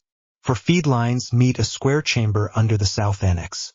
A narrow passage runs behind the chamber with an access grate that looks like a drain but is not. 2 guard posts stand outside the only legal entrance. A 3rd ward plate sits in the ceiling. He sets his finger to each in turn. "The lines meet here," he says. "The chamber walls are triple braced. There are runes in the stone and an iron frame inside those. The iron frame is not complete. A break sits in the lower left brace. It is old work. The new team did not see it when they poured the last banks. If you push at the right angle, you can shake the plate in the ceiling for 3 breaths. Your broadcast charm can ride that shake." "Where is the plate?" Luna says. He marks it. "Above the far corner. A man on the door cannot see it. That is why it has not been fixed." The passers-by never look up. They see the 2 guards and the painted seal and they keep their eyes down. "How many in the room?" Luna says. 3 on the heavy draw," Draco says. 1 the rest of the time. The 3 do not speak. They work like they are in church. They sign a book before and after the draw. The book lives in the small cabinet by the far wall. "What is the trap?" Luna says. He almost smiles. "There are 2, he says. A simple trigger under the threshold that sleeps when the heavy draw begins and wakes when it ends. Step during the draw and it is only stone. Step after and it bites. And there is a bird in a cage you cannot see. It hears sound that does not belong. If it hears steel against steel, or a voice that does not match a known man, it tells the wall to sing. The wall does not sing loud. It sings enough that the core will come." Luna lowers her chin. "I will tell my friends to bring quiet hands," she says. "Bring clean soles," he says. There is a film of dust on the plate. It is old. If you leave toe marks, Not will know you were on his ceiling. They stand very still for a moment. The room is calm. The air is cold. The sound beyond the door is the light tread of a single book runner. No boots. Why me? Luna says. He answers without pause. Because you will look at me as if I am a person and not a ledger entry, he says. Because you will not offer me a weight and then call it mercy when I cannot lift it. You want to be forgiven, she says. I want to be judged by the right scale, he says. I want the work I do to keep a child out of a cell to count for more than the uniform I wear to make that possible. I know I am late. I know I should have grown a spine when I was 16. I did not. Luna studies his face.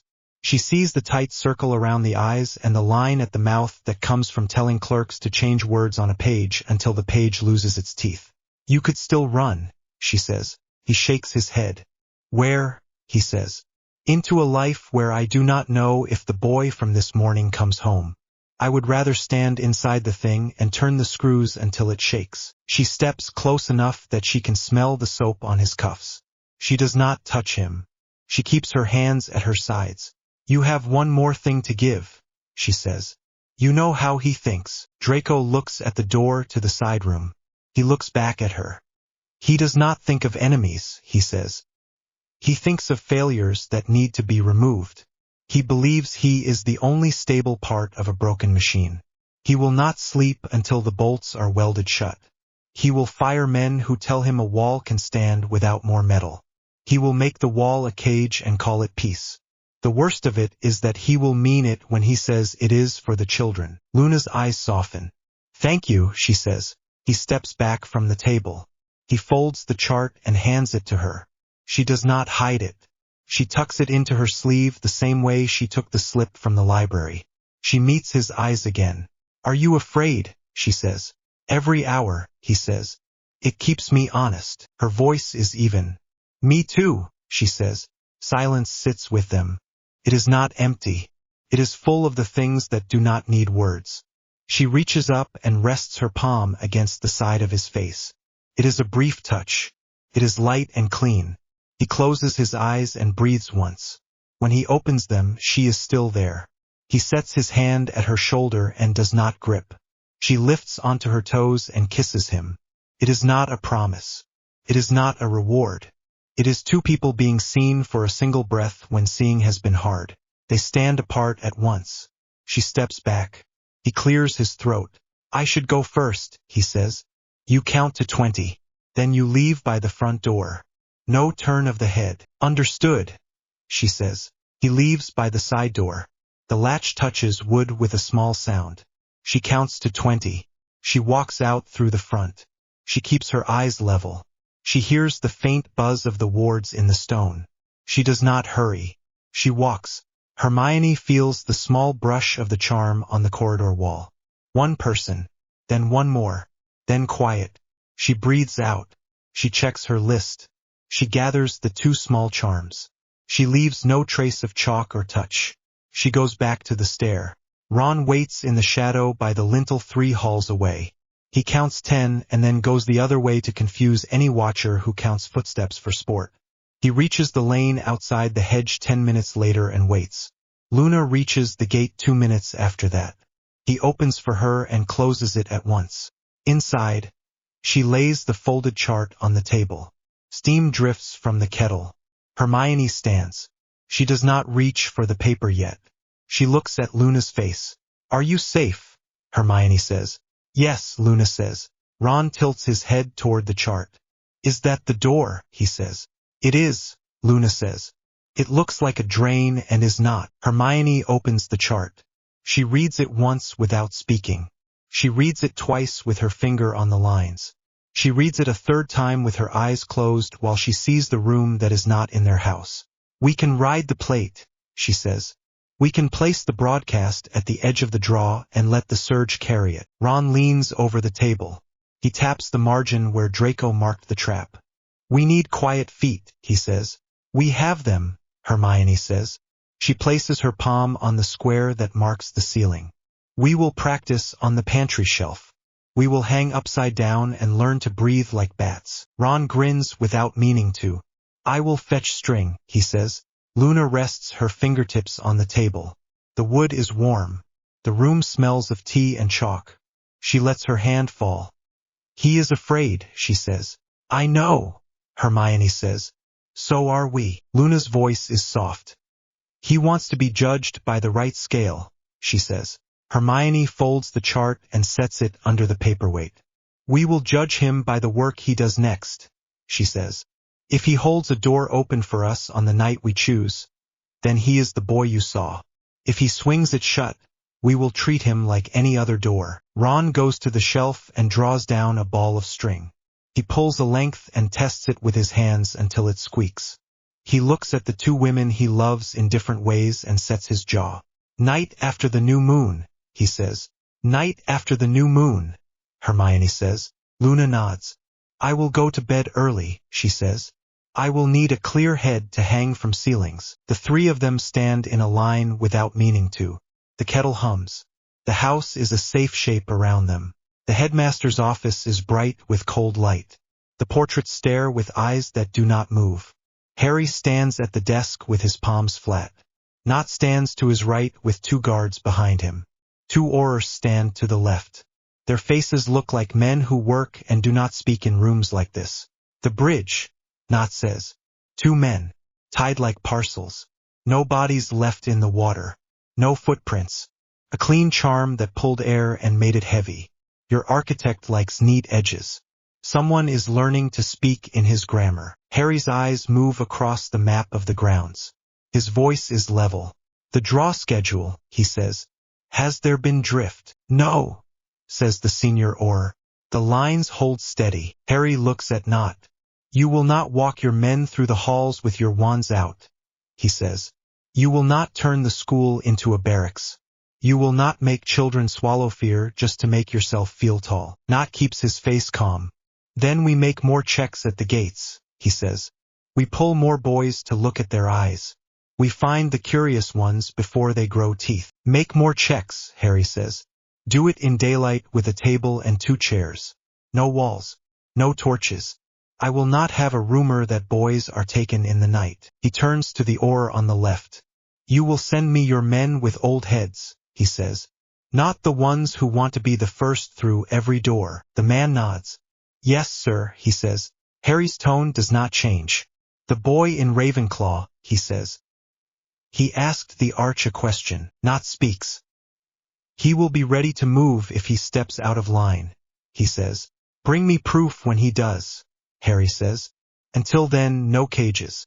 If you drag a child into the dark in this castle, I will set you in the yard and make the house look at you. Nott bows his head. He has the sense to make it look like respect. The Aurors leave first. The guards leave next. Harry and Nott stand alone. The office hums.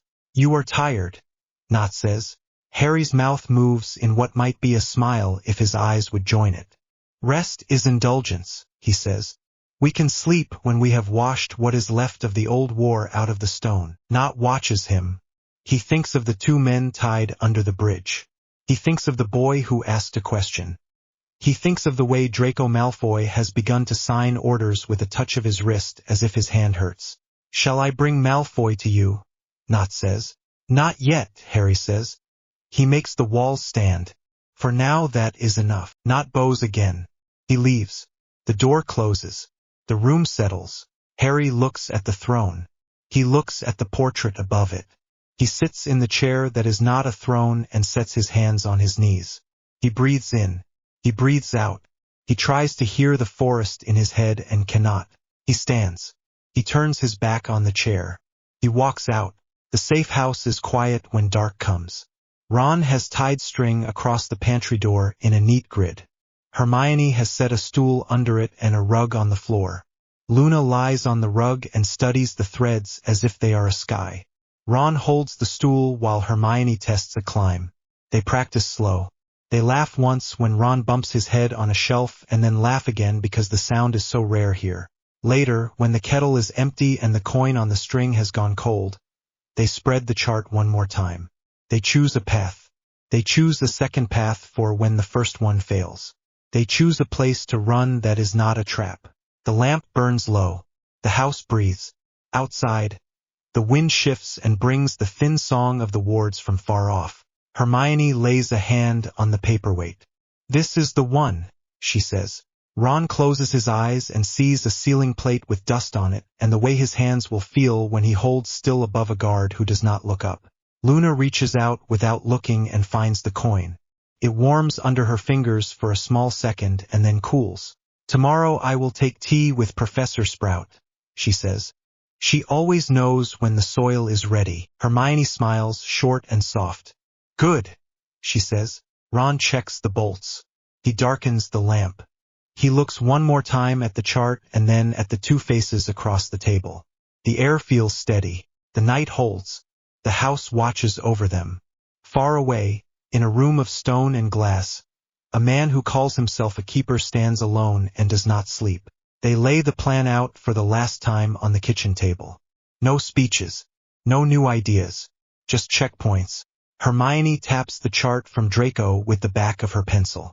"Entrance is the false drain," she says. "2 guards at the legal door, 1 inside on light nights, 3 on heavy draws. Tonight is light. The threshold trap wakes when the heavy draw ends. It sleeps during. We're going in well before the draw. Quiet sols. No steel on stone. No talking once we cross the annex corridor." Ron knots the strap of his satchel and tests the weight. "Neville, you're with me. 2 charms each. Hannah, you take the spare in case one burns hot. We plant at the ceiling plate and the east feed. We do not stay to admire our work." Hannah nods once. Neville adjusts the fingerless gloves Hermione stitched last winter so he could feel rope and stone. Luna sits on the edge of the counter and watches each face, saying nothing. She holds the coin on the red thread and feels it warm, then cool. Hermione slides 3 small pouches across the wood. "Broadcast payloads," she says. "Bound to the phrase we agreed. You will hear nothing when they prime. Don't wait for a tone. Count to 5 after contact. Then move." Ron glances at the clock. "We step off," he says. They go to the door. Hermione checks each wrist for the faint smear of chalk she laid there. 1 touch spell to let her feel their pulse from the safe house.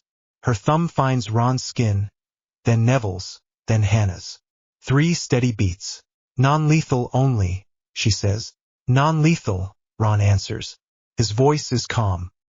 He kisses Hermione's forehead, brief and sure, and steps into the cold. Presence lock.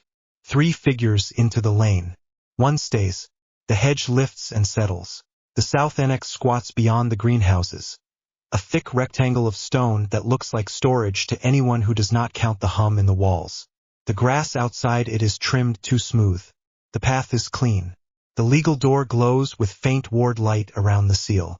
Ron leads them past all of that, along the annex's shadowed side to a run of old bricks with a rusted grate half sunk in mud. He kneels. He works his fingers under the lip and lifts without scraping metal. Neville slides a folded cloth under the grate to keep it from touching stone, then takes one corner and helps ease it out. No clang, no rasp, just breath and a soft push. The passage beyond smells like damp chalk. Ron goes first. Hands, then knees, then shoulders. He pulls through and holds while the others come after. He lowers the grate back into its bed with Neville's help, cloth still between iron and brick. Hannah draws the cloth free with 2 fingers and pockets it. They crawl 10 paces in a low channel and find the small hatch Draco drew. No lock, just a lever that hisses when you touch it wrong.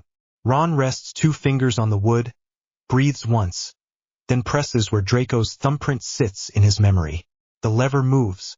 The panel lifts. Cool air. A narrow maintenance run. No footsteps. No voices. Only the annex hum. Ron swings up and flattens on his stomach along a beam. Neville passes him the small cord ladder and the thin brace. Ron wedges it into the upper seam they practiced on the pantry door. It holds. He climbs. The ceiling plate is where Draco marked it.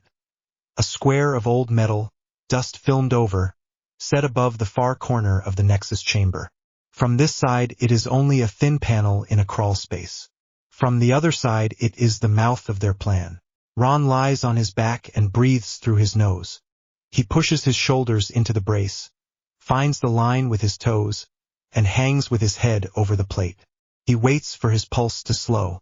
He counts to 10. Neville clips a pouch to the cord and sends it up. Ron catches it without a sound. He feels the weight of Hermione's charm in his hand. It is small and cold and feels like a flat stone in a stream. He sets 2 fingertips on the plate and finds the dust. He does not smear it. He eases the charm against the edge where metal meets stone, exactly where Draco's nail marked the sketch. He presses until the charm catches. No click. No glow. Nothing. He holds it for a count of 5 and lets go. The charm stays.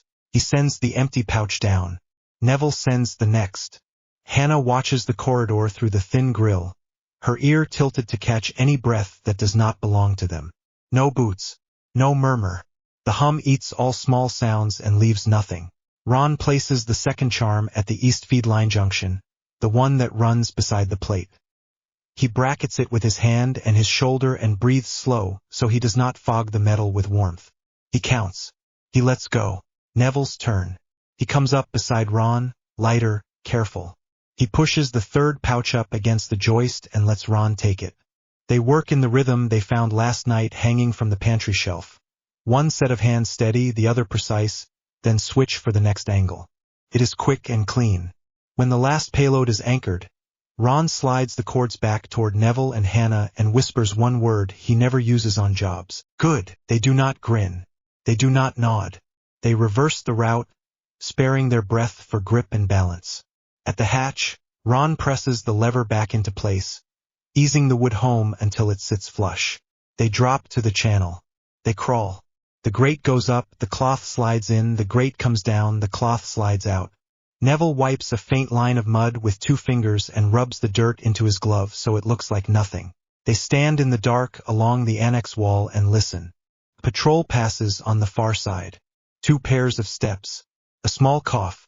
Wands are holstered. They do not stop. Hannah squeezes Ron's arm once. The barest pressure. Then she is gone, low along the hedge line toward their second exit. Neville melts into the shadow of the greenhouse wall. Ron waits 5 counts longer than his bones like, then slips north. He is almost to the corner when a door opens and throws a fan of lamplight across the path. Hold! A voice says. Ron freezes. The voice is familiar in the worst way. Theodore Knott steps into the light with 4 men behind him. His wand is at his thigh. His eyes are bright and pleased. Out walking. Knott says almost friendly. Ron says nothing. He lifts his hands slowly, empty and open, palms out. Turn. Knott says. Ron turns. The lamplight grates against the stone. The hum in the annex seems a touch louder, or maybe that is his heart. Name. Knott says. Ron says, calm as he can make it, Tristan Bryce. Grounds crew. Knott's mouth twitches. You know, he says, the wrong name is not as clever as people think it is, Mr. Weasley. Boots scrape behind Ron. He shifts his right foot an inch, then sets it down exactly where it was. Walk. Knott says. We'll take a stroll and see if the South Annex is still quiet. Ron doesn't look back toward the grate. He does not even let his eyes slide. He lowers his hands and walks where Knott gestures, along the annex face, away from the false drain, toward the legal door and the pair of guards. They pass within 6 paces of Neville's shadow. Ron does not betray it. Knott keeps his attention on Ron's shoulder.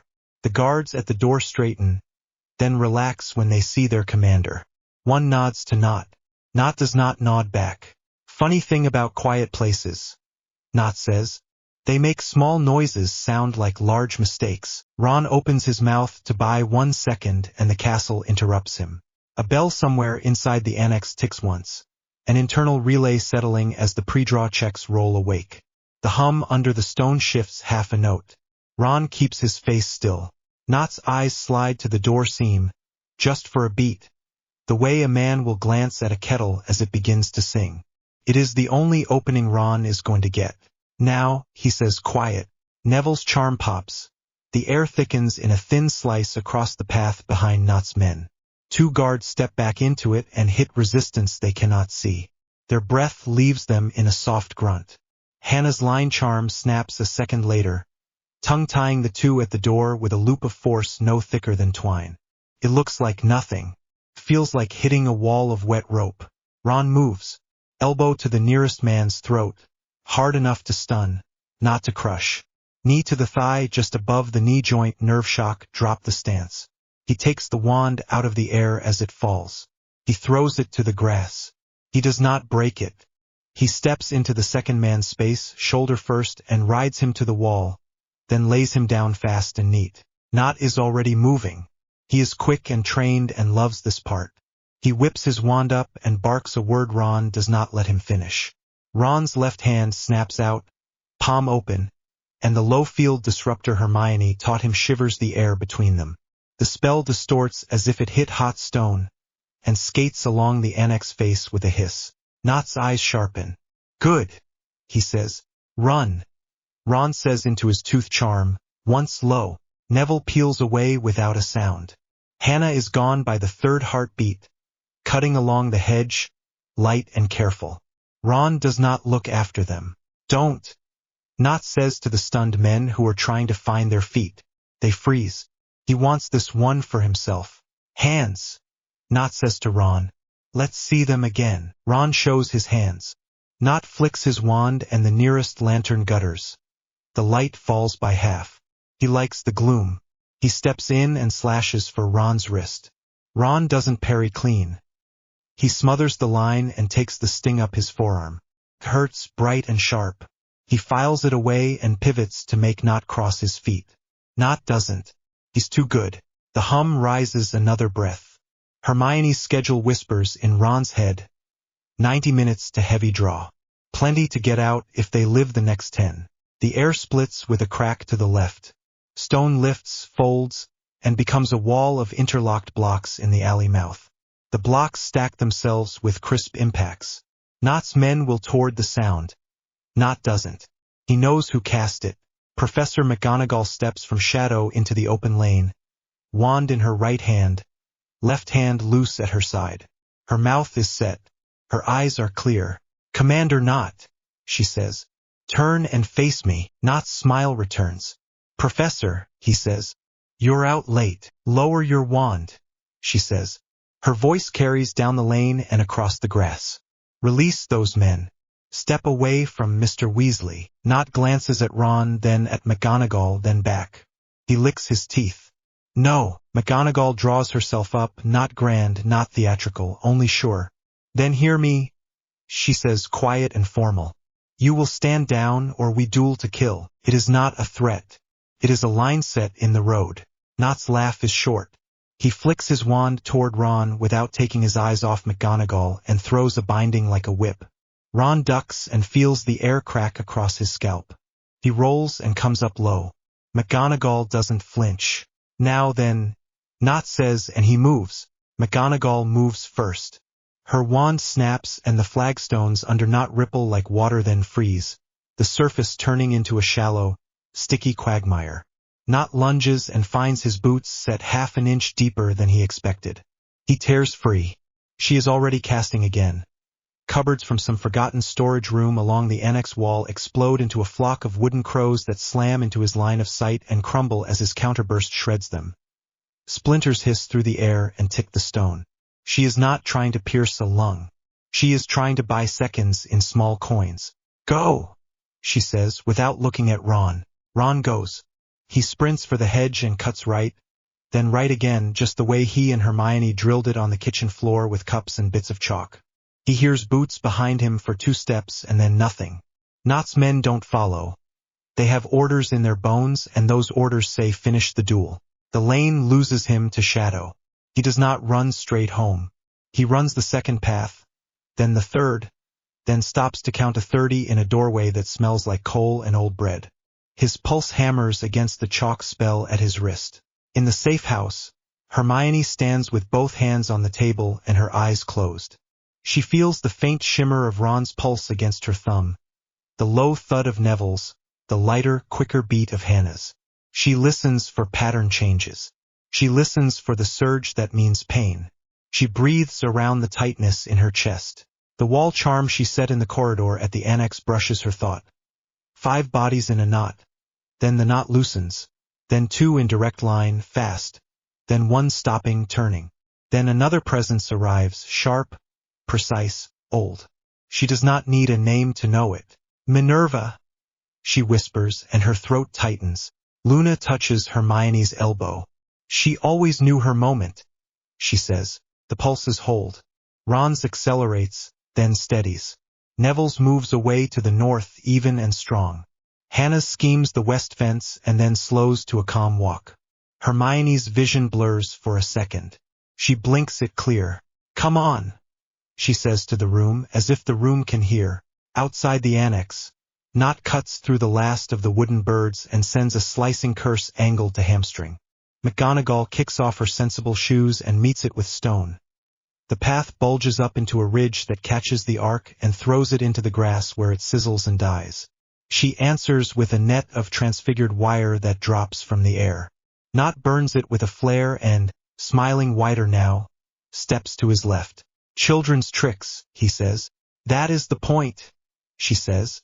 And the benches to either side of him wrench themselves into barking dogs that leap for his wand arm.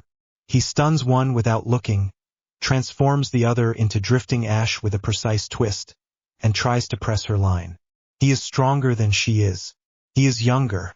He likes to rush. She denies him the straight line. Floor to clay, clay to gravel, gravel to a slick plane that slides a man 2 feet if he does not set his stance exactly so. He keeps his stance exact. He is not a fool. He snaps a red bolt that McGonagall turns into a scatter of needles. The needles thud into the turf at Knot's knees and quiver there. He laughs again, a sound that is too bright. "Where is your heart, Professor?" he says. "The graveyard taught us all to stop playing with furniture." She does not answer him. She knocks the lantern into the air, turns the flame into a thin coil of copper, snaps the coil into a hoop, and throws it under his feet as if she is tossing a child a toy.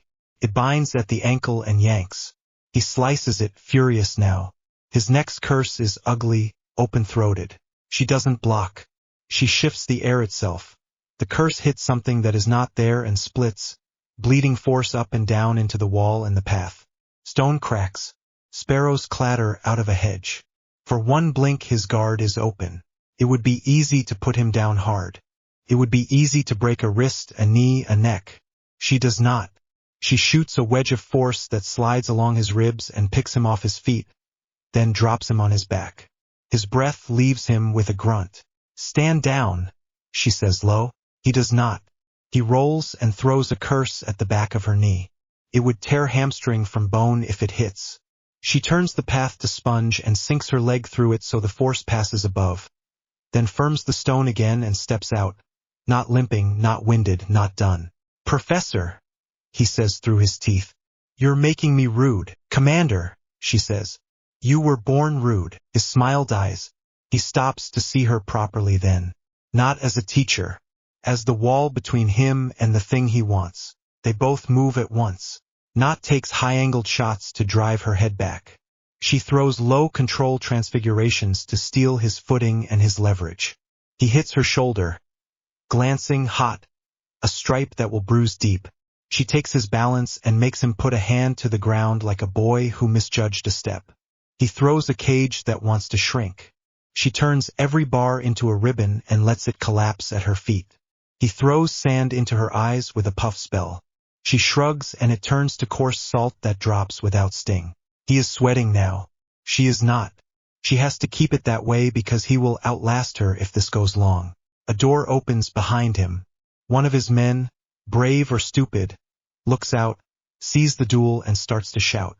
McGonagall flicks her wand and the door slams like a palm on a table. The man jumps back. The corridor beyond remains dark. "Enough," Knot says, panting.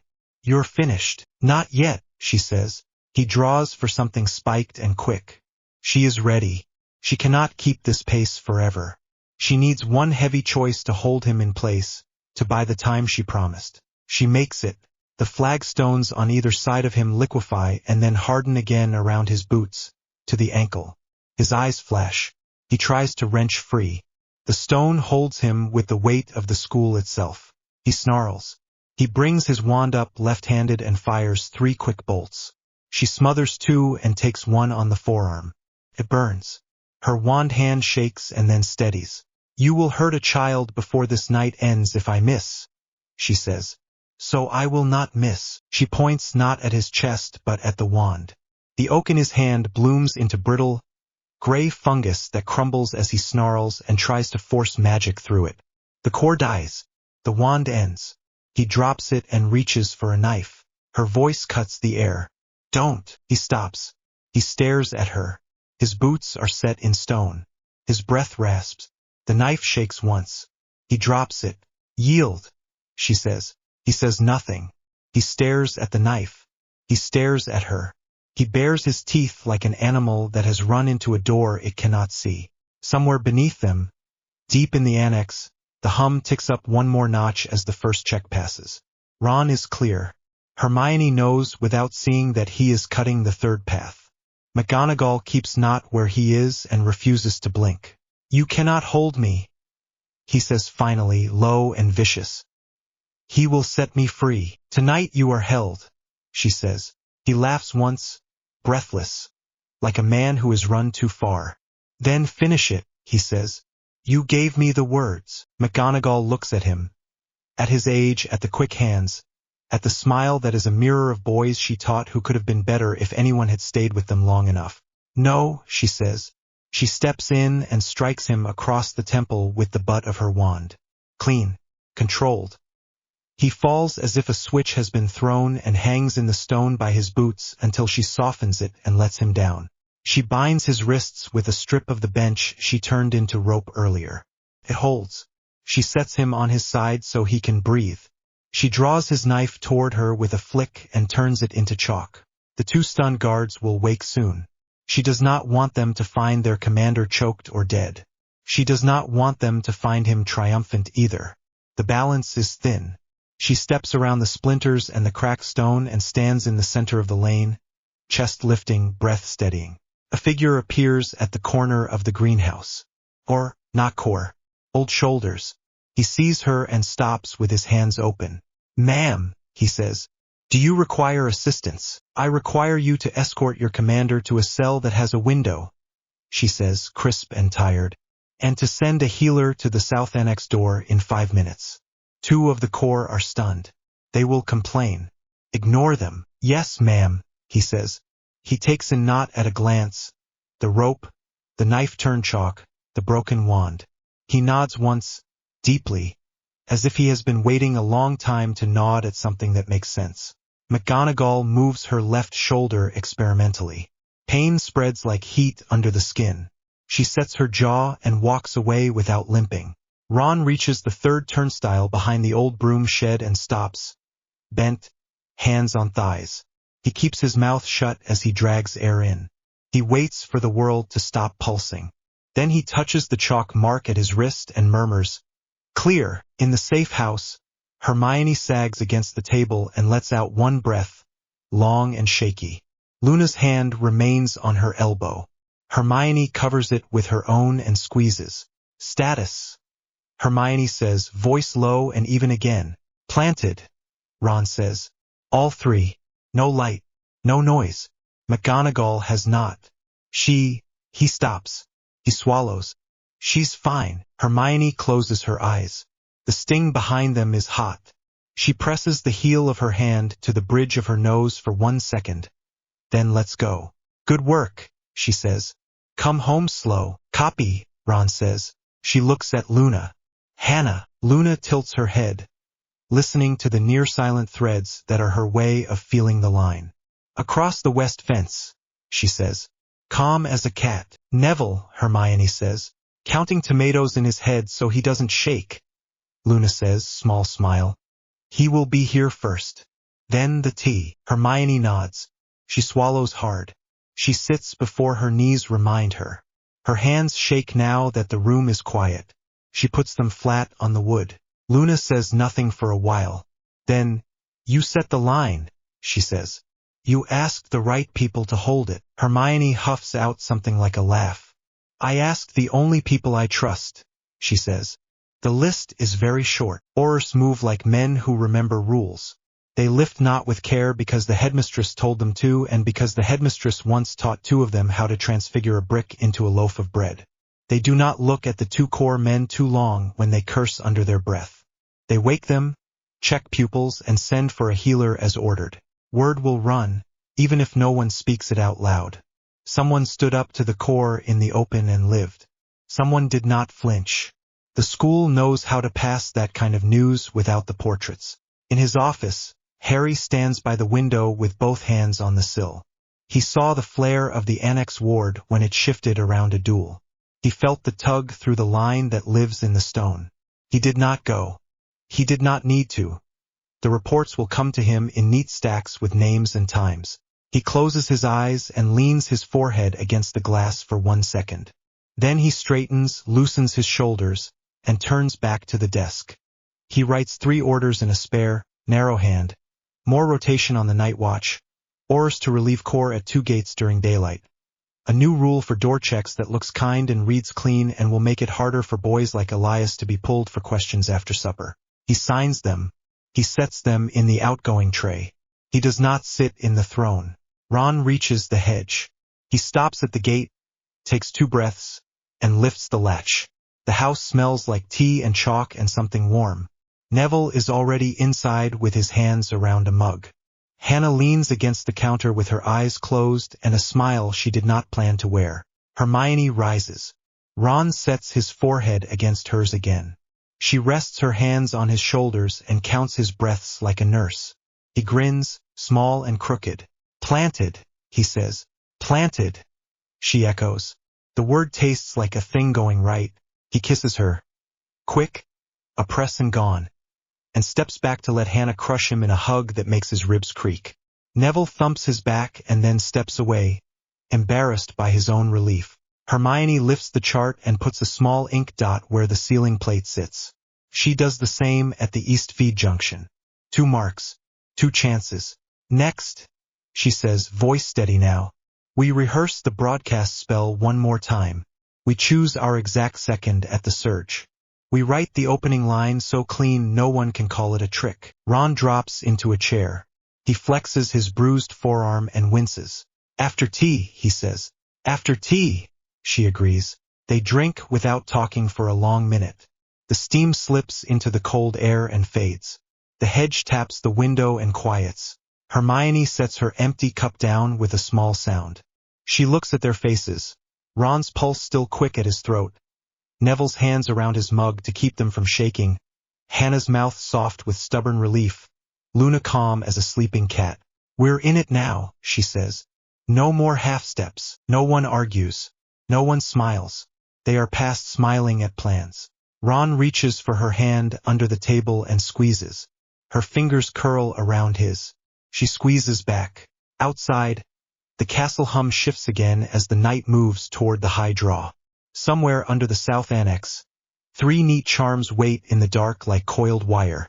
Somewhere in a corridor, a portrait stares out over a chair not yet occupied and waits to be allowed to speak. In the lane, the marks of the duel are already fading. Stone holds bruises poorly. People hold them better. Minerva McGonagall sits alone in her office, rolls her left shoulder once, and lets the pain settle where it belongs. Hermione looks at the clock and writes a time on the margin of the plan. Tomorrow, she says. We show them. Ron takes a breath and lets it out. Tomorrow, he says. The house holds the word like a promise. The kettle remembers how to sing. The clock hand reaches the mark they chose. The house smells like tea and warm paper. Hermione stands at the table with her palms flat. The chart sits under the paperweight. Luna is by the window. Neville and Hannah wait with cups they forgot to drink. Ron tightens the strap of his satchel and loosens it again because he cannot hold still. On my count, Hermione says. No second try. We ride the surge, not the lull. Ron nods. Say the line clean. Hermione closes her eyes once, opens them. 3. The room holds its breath. 2. The air hums. That far, thin song from the south annex finds the boards under their feet. 1. Hermione touches the paired coin to the spell cradle she built from chalk and thread and quiet intention. The payload charms under the annex wake without light. They listen for the heavy draw. The line rises. They leap. Now, she says. Ron presses his hand to the second charm switch. Hannah breathes in. Neville grips the table edge and says nothing. Luna watches the window glass for the small ripple that means the first frame has caught. The ripple comes. Hermione speaks into the coin. Her voice goes through stone and iron and old copper. It passes the registry heart and rides the surge into every portrait frame that can carry a voice. It leaves Hogwarts and crosses the village and keeps going until it finds a wall with a painting on it. This is the broadcast of truth, she says. You will hear me only for a short time. Listen. In the great hall, 50 students lift their heads at once. Forks stop. The ceiling is a clear winter sky that does not move. The portraits along the walls shake loose from silence. Their painted throats work. Their eyes widen. Elias Vance sits halfway down the Ravenclaw table with a dry roll in one hand. His pulse jumps. The low hum that lived in the stone every day of his life since first year is gone. He does not know what to do with the silence. He sets the roll down without looking at it. On the frame above the high table, a small rippling starts in the lower corner. A voice pours out and touches the wood like rain. This is the broadcast of truth, the voice says. You will hear me only for a short time. Listen. Professor Sprout looks up so fast her chair rocks. A second year claps a hand over her own mouth. A Slytherin sixth year mutters a small sound that could be surprise or fear and reaches for his sleeve as if a number might be there. At the Gryffindor table, a tall boy starts to stand. A prefect grips his sleeve and shakes her head. He sits. Everyone waits. The portraits look at one another. The frame that never speaks anymore seems to draw breath. In Hogsmeade, a shopkeeper stands with both hands on a bolt of cloth. Her window shows the street. The painting of a green hill behind the till shivers and becomes a window that looks back into the school. She drops the cloth. Thumps the counter. She does not notice. In the Aura Post, 2 old men who have known too many nights watch their wall portrait wake as if it remembers how. One of them sets his tea down and puts both hands on his knees. In a kitchen in Manchester, a witch who never went back to the ministry after the war has a small frame of a lighthouse over her stove. It blurs and then clears. She hears a voice she does not know and holds on to the edges of her sink. Hermione keeps her words simple. She stands straight. She puts no heat in it. No anger. Only fact. Your wards are down, she says. We dropped the purity net for these minutes so you can hear full truth without a filter. We will say this once. We will show you what has been taken from you. After that, you will decide if you want to live like this again. She lifts the first sheet. The paper shakes once and then steadies. Document 1. The budget lines Harry Potter signed himself. You will see transfers that took relief funds for the North Farms and moved them into the Inquisitorial Corps. Numbers appear in the frames. Not long columns. Not tricks. Total to total. The amounts are large enough to make people breathe in. The dates run in a straight line. A low sound moves through the great hall. Not loud. Not brave. Something like a hand closing hard. Sprout says, very quiet. Oh, a 7th year at the Slytherin table says, my aunt lost her work grant in autumn. They told her the gold was late. No one answers him. Hermione lays the second sheet on the table. Document 2. Orders to remove the right of appeal for anyone marked as an unregistered element under the registry rule. If you were flagged by a mistake, you had no way to clear your name. On the frames, a clean paragraph shows itself. It is a rule that reads like neat grammar. It is ugly when you say it out loud. Elias stares at it. His throat goes tight. He touches his own wrist where the registry charm settled in first year. He remembers the small itch that never quite left. He rubs the skin and it does not answer. Hermione sets the third item down. Document 3. A copy of the final note from Albus Dumbledore. It proves that he intended to set a boy in front of a curse so the rest of you would live. It proves that Harry Potter was told to die. He did not die. He killed the curse. He killed the man who cast it. He came home. Then he learned that the people he trusted chose his death for him. Ron stands the way he does when he is in front of a door and he knows the other side holds something bloody. His fists are loose. His jaw is not. Hermione keeps going. That pain is real, she says. We see it. We will not excuse what came next. The portrait frames do not blink. They show a short page. It has a neat hand and a cruel line in the middle. A boy's life as an instrument. A man's grief grown into a plan. In the great hall, a low voice says, "He was broken." It comes from the Gryffindor table. No one turns to see who said it.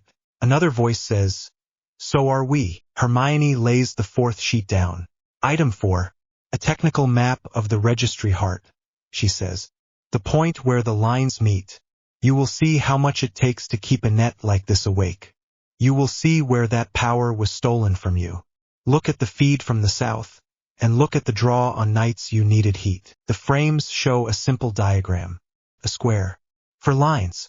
Numbers along the side for usage. It is not hard to read. That is the worst part. In a row house in Leeds, a Muggle-born father holds his son with one arm and stares at the numbers, and says a word he has not said in years. The boy whispers, "What is it?" "Bill money," the father says. "He took your school and made it a battery." He does not feel his own tears until the boy wipes one with a sleeve. In the bureau office, Draco stands over the copper strip in his drawer. The broadcast runs along the copper and hisses up his arm. He sees the budget lines. He sees the appeal rule.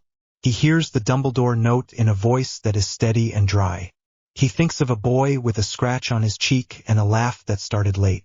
He thinks of the day that laugh died and did not come back. Footsteps run in the hall. Voices try to be quiet and fail. He slides the drawer shut and lifts the seal plate from the right side of his desk. His thumb leaves a print he cannot take back. He turns to the glass terminal that holds the internal ledger for the registry. He writes a single line with his name attached. It is plain language. The documents you are seeing are real. He presses send. A soft tone sounds. It means the message went to the officer board and the OR board and the 3 clerk rooms that handle citizen claims. It means 500 small terminals in 500 rooms just woke to a line that came from the bureau itself with the seal that says "Do not doubt this." Draco does not sit back to enjoy the neatness of the act. He hears the run in the hall resolve into a stop at his door. He turns. The latch lowers.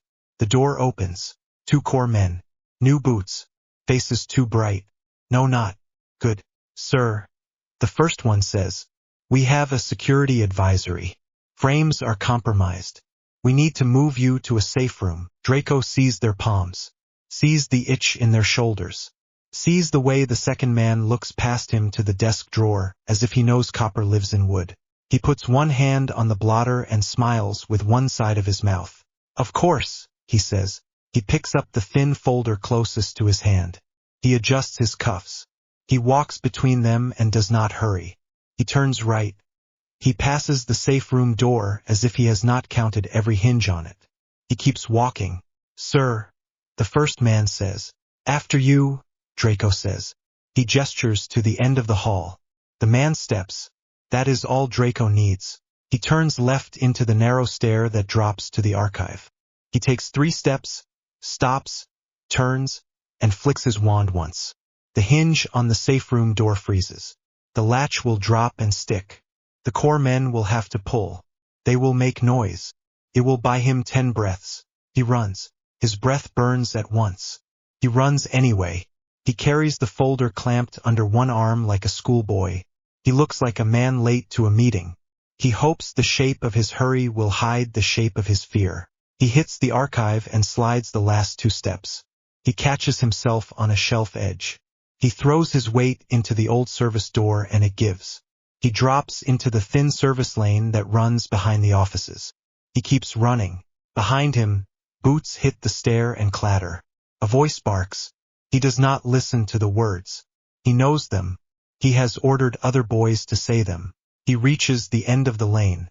The iron door that opens on the court is locked from the other side. He rests his head against it for half a second.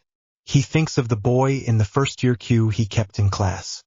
He thinks of Luna's hand at his jaw for that single heartbeat in the old room, and how that felt like a cup of water when you did not know you were thirsty. He sets the folder on the floor.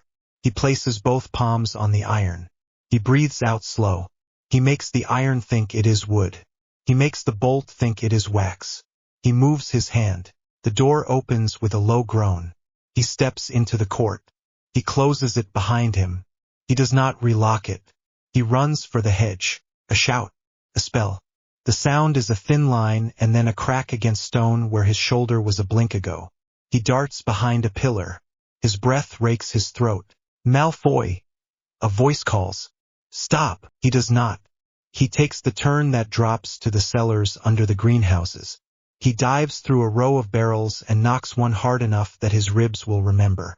He finds the thin wedge of a window and squeezes through. Cold air hits his face. He lands in dust and a smell of old apples. He gets his feet under him and runs for the shadow behind the wall. If he makes the fence, he can climb. If he does not, he will at least fall on the right side of it. He laughs once, short and ugly. Then he runs harder. The frames keep speaking. Hermione steps aside and Ron takes the corner of the table. His voice is hoarse from not breathing for a long time during the plant and the run, but it still carries. He does not try to sound like anything. He is himself. You were asked to be afraid, he says. You were told that fear would keep you safe. Fear did not keep you safe when the war was on. It does not keep you safe now. It keeps you still. It keeps you quiet. He lifts the last sheet. Look, he says. It is a list. 12 names. 8 are small people with small jobs. 4 are men with new boots. Dates. Places where a person stood when a rule changed and no one argued because the hum in the walls made them sleepy. Ron does not raise his voice. You do not need a prophecy to tell you this is wrong, he says. You do not need a savior. You need to stand up in rooms where people tell you to sit down and ask who put a price on your breath. He puts the sheet down. He steps back. Hermione leans to the coin again. This broadcast is not a call to burn your house, she says. It is a call to open your door, to speak, to say that the registry is a net and not a shield, to say that your school is not a battery, to say that a boy does not get to decide the shape of a country because he hurts. We will end this transmission in moments. When the hum returns, keep the quiet out of your throat. Talk. That is all. She reaches for the last switch. She looks at Luna. Now, Luna says soft. Hermione opens the channel for the final piece. She steps aside. A new voice enters the frames. It is flat, official. It carries the stamp that makes clerks stop writing. It says 10 words only. The documents you are seeing are real, it says. Confirmed. The Aura post goes silent as a church. One of the old men puts his hand over his mouth. The other closes his eyes and nods. In the great hall, the sound that moves through the room is different now. It has direction. It has weight. It is the beginning of a crowd changing shape. Elias Vance stands. His legs shake. He keeps them straight. He says in a clear voice that cracks on the first word and then finds itself, I have a question. He looks at the staff table. McGonagall is not there. Sprout meets his eyes. She nods once. Elias says, Are we allowed to ask questions again? The room does not laugh. It breathes out, long and low. Sprout says, Yes. And her voice breaks on it. Yes. In the headmaster's office, the walls speak all at once. Frames that have not moved in a year tilt and change. They do not show landscapes. They do not show dancers. They show numbers and rules and a short memo with a polite signature and a long shadow. Harry watches without blinking. His hands rest flat on the desk. He does not sit. He reads every line. He puts his finger on the total as if the number might change under his touch. It does not. He hears the bureau validation. He knows the voice. He knows the plate it came from. He knows who signed the line with his name. His throat tightens and he makes it stop. He stands very straight. He looks at the silent portrait behind the empty throne. I gave you a school that would never fall, he says to it. His voice is calm. It is always calm until it is not. I did the thing you would not do. I made it safe. The frames keep showing the same 4 things. They do not argue back. He feels the lines of the wards under his skin like wires pulled too tight. He has choked grief against steel for years. He cannot find the right muscle to hold now. He reaches for magic to hold it for him. He finds too much. comes out sideways. The air in the office snaps. The nearest portrait frame buckles. The canvas tears with a dry sound. The next one cracks corner to corner. The next one shatters. The sound is a stampede of small breaks. He breathes hard. He puts his palms on the desk and drives force through oak into the floor. Stone ripples and sets. The desk lifts and slams down. The chair that is not a throne skids and hits the wall. The empty throne does not move. He turns on it. "Say something," he says to the painted headmaster who cannot speak. "Tell me your kind words about necessary costs. Tell me I did what you set me up to do and did it better." Silence holds. It is deep and complete. It is the first honest silence he has heard in years. He laughs once. It sounds wrong. A tremor runs through the ward lines. He feels it as a drop in his own chest. The broadcast is ending. The net will pull itself back together. It will. It always has. "Hold," he says to the stone, to the wires, to himself. The office answers with a small sound like a nail backing out of wood. It is nothing. It is everything.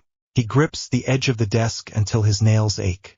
He stares at the torn canvas until his eyes blur. Down the hall, a runner stops at the door and does not knock. He has sense. No one wants to stand in a room when a man who holds all the lines is breaking his own. Harry turns away from the frames and faces the window. The sky over the lake is cold and clear.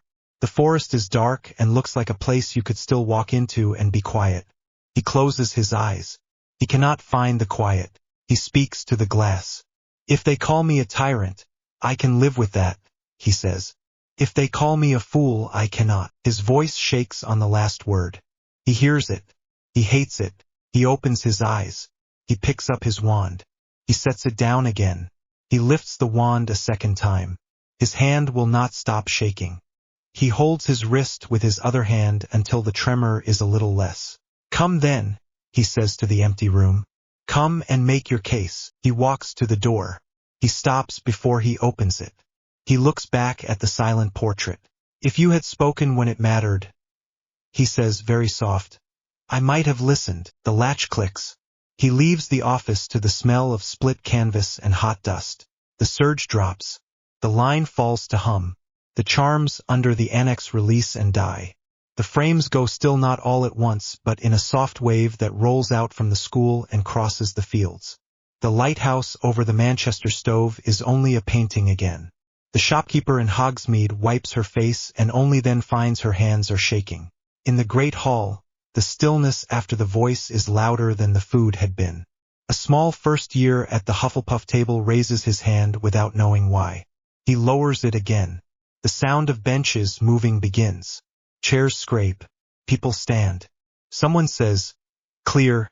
Talk to me." Someone else answers, "I am talking." Elias Vance looks down at his wrist. He feels the ghost of the old itch and then nothing.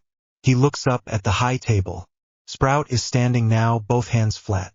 She looks like a woman who has spent a long time curled around a small candle and has just stood up. "We are going to the greenhouses," she says to the students near her. "We are going to stand with the door open and speak like people. If anyone touches you, you say the name of a person you trust at the top of your voice. Then you say my name." Prefect near her nods. Another repeats the words to the row behind. At the Slytherin table, a boy with good hair and a stiff collar looks at his plate and says nothing. Then he says, so quiet that only the girl beside him hears, "This is not what I wanted." She nods. "Nor I." They stand. At the safe house, the room is very quiet. The four of them listen to the silence in the stone as if it is a song. Hermione rests her hands in her lap because they are shaking too much to leave on the table. Ron puts his palm on the wood anyway and leaves it there so she can put her hand over it. She does. Neville wipes his face with one wrist and tries to laugh. Comes out strange and wet. Hannah says, "They heard us." "They did," Luna says. She is crying without fuss. Tears just slide down her face and fall off her chin. She does not wipe at them. Hermione breathes once. Deep. She picks up her pencil and writes a single time on the margin of the chart. It worked. Ron leans back and lets his head hit the chair. He closes his eyes for a second. He opens them. Now they come, he says. They come, Hermione says. The knock on the door is not loud. It is steady. 3 beats. A pause. 2 beats. The pattern they chose years ago when they were not this tired. Ron stands. He looks at Hermione. She nods. He opens the door. Draco Malfoy is on the step. He is gray with dust and sweat and fear.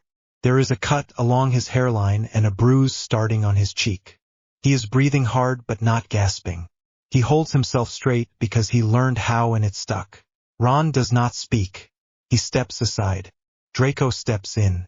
Ron closes the door and throws the bolt. Hermione stands. Draco looks at her and does not try to make a speech. He takes the chair she points to and sits on the edge of it like a man waiting for sentence. I signed the verification, he says.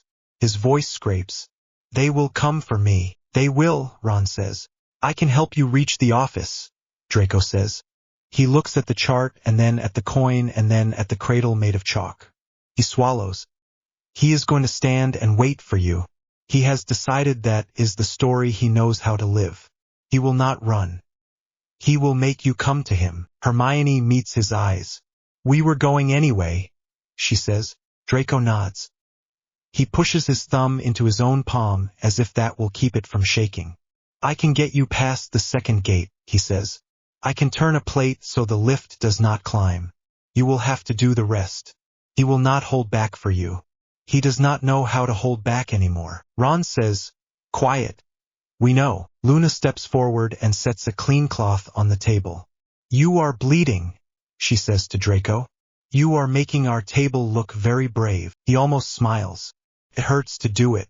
He lets it go. He presses the cloth to the cut. Hermione says, we move tonight. Ron nods once. Neville nods. Hannah lets out a breath like a hiss. Luna looks at the window because she does not want them to see her smile when she is scared. Hermione turns the chart and draws a short line between 2 points. This way, she says. You take us here. We handle the rest. Draco leans in. He points. This stair is patrolled by Aurors who hate the core more than they hate you, he says. Take it. Do not wave. Hermione writes down the small notes he gives them. No extra words. No new ideas. Just the shape of the door they will use. Eat, Hannah says to Draco. She pushes a plate toward him. He looks like a man who has forgotten the point of food. He picks up a piece of bread and stares at it. Bite, she says. He bites. Ron checks the laces on his boots. He checks the buckles on his coat. He checks the small charm in his pocket that keeps your hands from shaking for 1 minute and no more. He does not plan to use it. He hopes he does not have to. Hermione ties her hair back and smooths it once with a palm. She sets the broadcast sheets in a stack and weights them with the coin. She looks at Luna. Stay with the line, she says. I will watch, Luna says. I will say your names when the air feels wrong. Hermione touches Luna's shoulder. She looks at each of them in turn and then at Draco. She does not give a speech. Go, she says. Ron opens the door. Cold air hits his face. It smells like winter and dust and a little like apple from Draco's coat. He steps out. Hermione follows. Neville and Hannah fall in behind. Draco pulls the cloth from his cut and holds it against his palm. He closes the door and checks the latch as if that will keep the night from coming in. They move into the lane. They do not look back. Far off, up the hill, behind thick walls and a door that has kept counsel with itself for too long. A man waits in a room with broken frames and a chair he will not sit in. He finds both hands have stopped shaking because he has given himself a task. He sets his feet and steadies his breath and listens for the sound of his friends coming to end him. The path to the office is set. The house behind them holds the quiet for 1 more minute, then lets it go. They move in shadow and cold air. Draco leads to the side stair with his head low and his shoulders tight. His sleeve is crusted where the cloth held against the cut at his hairline. He does not complain. He does not look back. He raises a hand at each turn that needs it and keeps them away from any corridor where new boots stomp. At the second gate he stops. A tired Auror leans on a rail with a cup of tea cooling in his hand. Draco clears his throat once. The man looks up, takes in Draco, takes in Ron, Hermione, Neville, Hannah. His eyes go to the red coin thread at Luna's throat even though Luna is not with them. He does not ask questions. Left stare. The Auror says, Lift is asleep for repairs. You did not hear that from me. Thank you, Draco says. The Auror tips the cup like a salute and returns his eyes to the dark. Ron files the man's face in the part of his head where he keeps debts that need paying back with bread and not gold. They climb. Stone sweats in winter. Ron's bruised forearm twinges each time he grabs the rail. Hermione's ribs ache from holding her breath through the broadcast. Hannah keeps counting in her head to keep her fists from shaking. Neville says nothing. His jaw is set. He breathes through his nose to keep quiet. On the last landing, Draco stops again. He points to a short hall with a carpet that looks new because no one is allowed to walk on it. He speaks without looking at them. This turn is mine, he says low. After that, you do not want my face next to yours. Hermione meets his eyes. You did enough, she says. He nods once. It is small and true. He wipes his hand on his coat and gives Ron a look that is not a plea and not a dare. It is the look of a man who hopes he will wake up tomorrow and does not plan on it. Good luck, Draco says. You too, Ron says. Draco goes back down the stair with his head down like any clerk who forgot a file. The team breathes once together, soft and in time. Then they take the last turn. The corridor to the headmaster's office is bright and empty. The carved gargoyle is still. The air smells like hot dust and clean glass. The frames on the walls are torn or blank. The silence feels wrong after so many years of hum. Hermione touches the stone once with her left hand. Then she looks at Ron. Ready, she says. As I'll ever be, he says. He grins without teeth. You do words. I do furniture. Hannah checks the hall behind them. Neville palms a small charm and tucks it into his sleeve where he can reach it without looking. They climb to the office door. It is unlocked. Ron pushes it open with the back of his fingers. Harry stands inside, not behind the desk, not in the throne. He stands in the middle of the room with his wand down and his shoulders square. He looks older than he should. He looks like a man who has held his breath for 10 years and only now remembers to breathe out. Hello, he says. No warmth. No bite. Calm. Harry, Hermione says. We are here to end it. End what? He says. Chaos. Cruelty. Death. I ended that already. You replaced it, Ron says. Harry tips his head. With order, he says. With safety. Hermione steps in. She keeps her hands where he can see them. Ron comes in at her shoulder and 2 paces left. Neville and Hannah stay at the door. They do not hide. They hold the space. Do not cast first, Hermione says to Ron without looking at him. Noted, Ron says.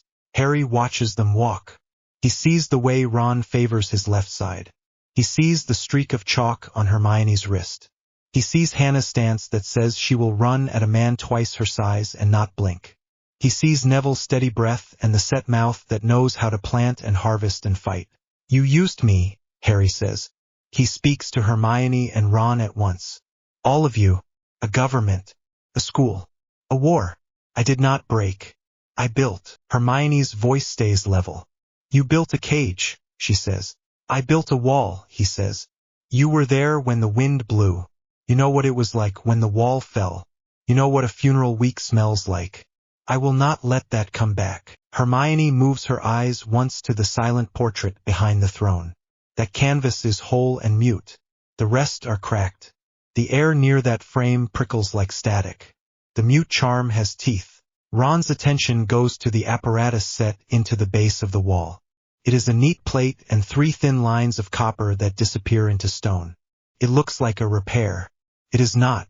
He feels magic through his boots like a vibration in a rail. This is where the net holds. Hermione, he says, barely a breath. I see it, she says. Harry sees the glance. He lifts his wand with a smooth movement like a man raising a pen. The first curse is clean and precise and meant to kill. Cuts the air with a dry crack. Ron pulls Hermione by the back of her coat. The curse shaves a fraction of her hair and burns a black line in the desk. The smell is sharp and sick. Hermione hits the floor, rolls, and comes up behind a cabinet that used to hold sweets for first years. She sets a counter without light, a thin cushion that will take the edge off the next hit and nothing more. "Talk to me," she calls. "Still here," Ron says. He grips the side of a low bookcase and shoves it hard. It slams into the base of the wall and rattles the copper lines. Harry snaps a stunner that Ron meets with the small disruptor field. The air shakes. The curse staggers and dies. "Ron," Hermione says. "No big magic. Furniture only," he says. Harry steps sideways with the sort of balance you get when you have spent your life in danger. He fires a second curse at the floor in front of Neville and Hannah. It bursts the wood. The shards jump. Neville throws up his arm and takes splinters along the forearm. He grunts through clenched teeth. Hannah drags him behind the door jamb and checks his wrist for the pulse. It is fast. It is there. "Alive," she says. "Hold the hall," Hermione says. "On it," Hannah says. Harry keeps his wand pointed at Ron. He speaks to Hermione without taking his eyes off the red head in front of him. "Admit it," he says. "You like this better. You like control. You like clean plans. You like a school that obeys. You are not built for chaos." Hermione's voice tightens. "I am built to learn," she says. "To teach. To decide my life with my friends." "Put the wand down." He laughs once. It has no humor in it. "You told me to put a wand down once," he says. "Do you remember where we were standing? Do you remember what you asked me to do?" "I remember," she says. "I remember you did not die. I remember we cried at your bed and told you you were allowed to live. You forgot that part." Harry's eyes flicker. It is small. It is there. He fires at Ron again. The curse burns hot enough that the wood it hits sizzles. Ron throws his shoulder into the next low cabinet and rips it from the floor, slamming it into the plate again. The copper rings. The sound bites up into the walls. The hum under the stone stumbles. "Again," Hermione says. Ron hits it again. His bruised arm screams. He keeps going. Hermione crawls left, low as a cat, and reaches the base of the throne. The mute charm lines climb up the frame behind it like shadow vines. She feels its pull on her skin. Her teeth ache. "Dark work," she says. He bounds silence to the wood. Harry hears her. He lifts his hand and makes a flicking motion that would break her neck if it lands. She lifts both hands and turns the air into something like soft clay for 1 second. The pressure slogs into it. Her palms sting. She feels her shoulder hitch and clamp. She sets her jaw. "Ron," she says, voice clipped. "Talk to him." Ron snorts. "What do you want me to say?" he says. "That he is wrong. He knows he is wrong. That is why he talks so long when he could just shoot." Harry fires again, hard and fast. Ron lets it whistle past and smash a shelf into splinters. Books tumble like slabs. He scoops one by the spine and flings it at the plate. The binding cracks. The impact judders the lines again. The hum drops a small step. He can feel the room breathe more air. Hermione grips the painted frame. The mute charm crawls over her skin like ants. She rubs her thumb against the grain until she finds the seam where the last layer of silence was sealed. It has a hitch. It is work done late at night by hands that were shaking.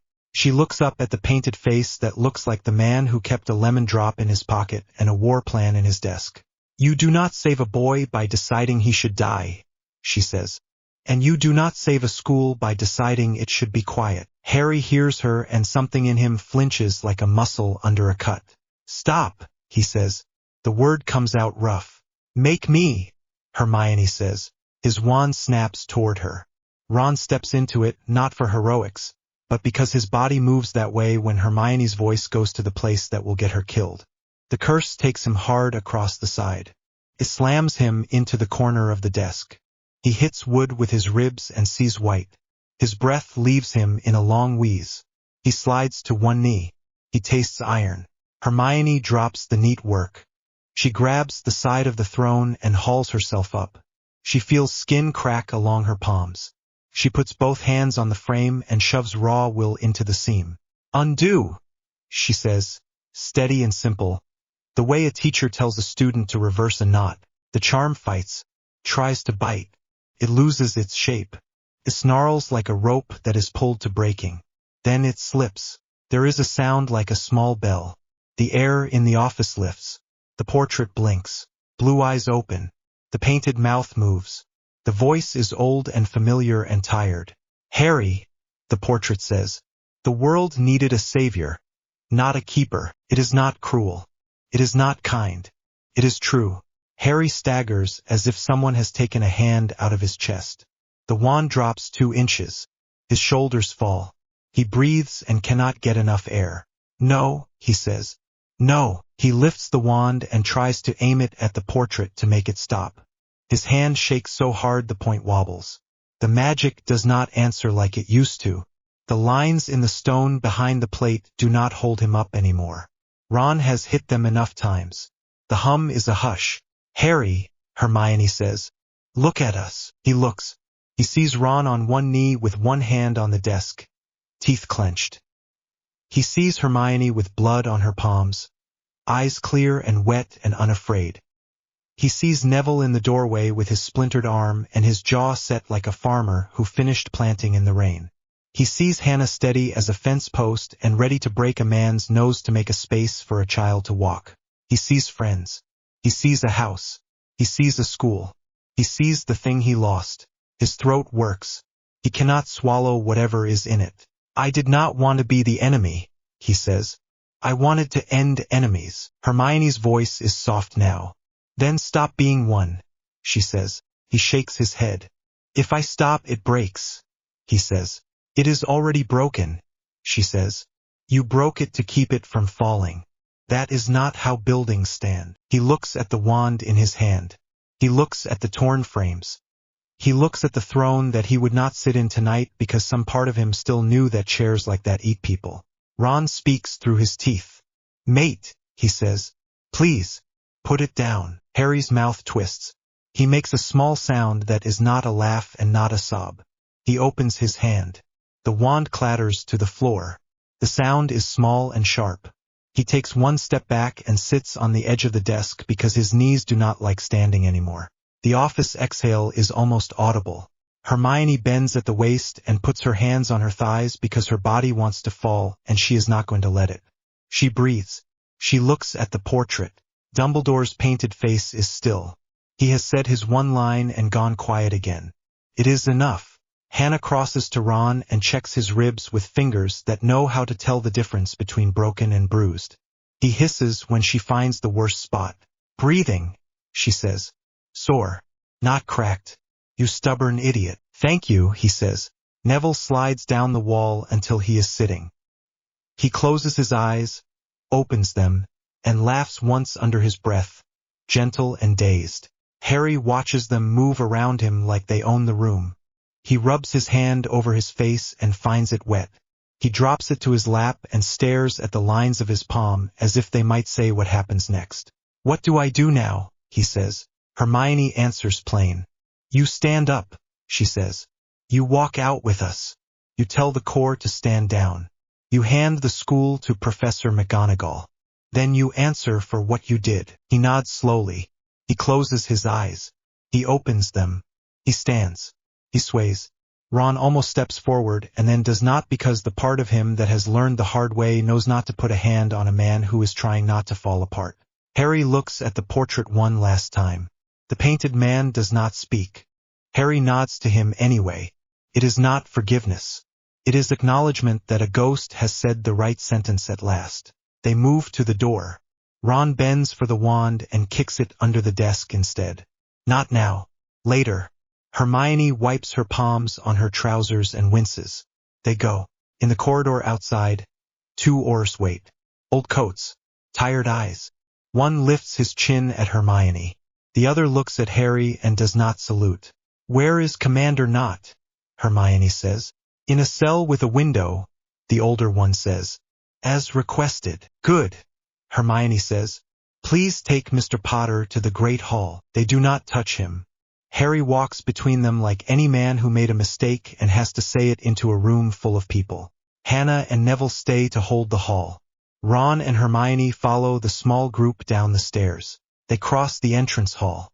It is loud in a way that feels like weather after weeks of stale air. Students stand in clumps with faces raw and open. Professors walk the edges like shepherds. Sprout has dirt on her sleeve and a tear track on her cheek. Flitwick stands on a bench to be heard and says calm things and repeats them until people hear them.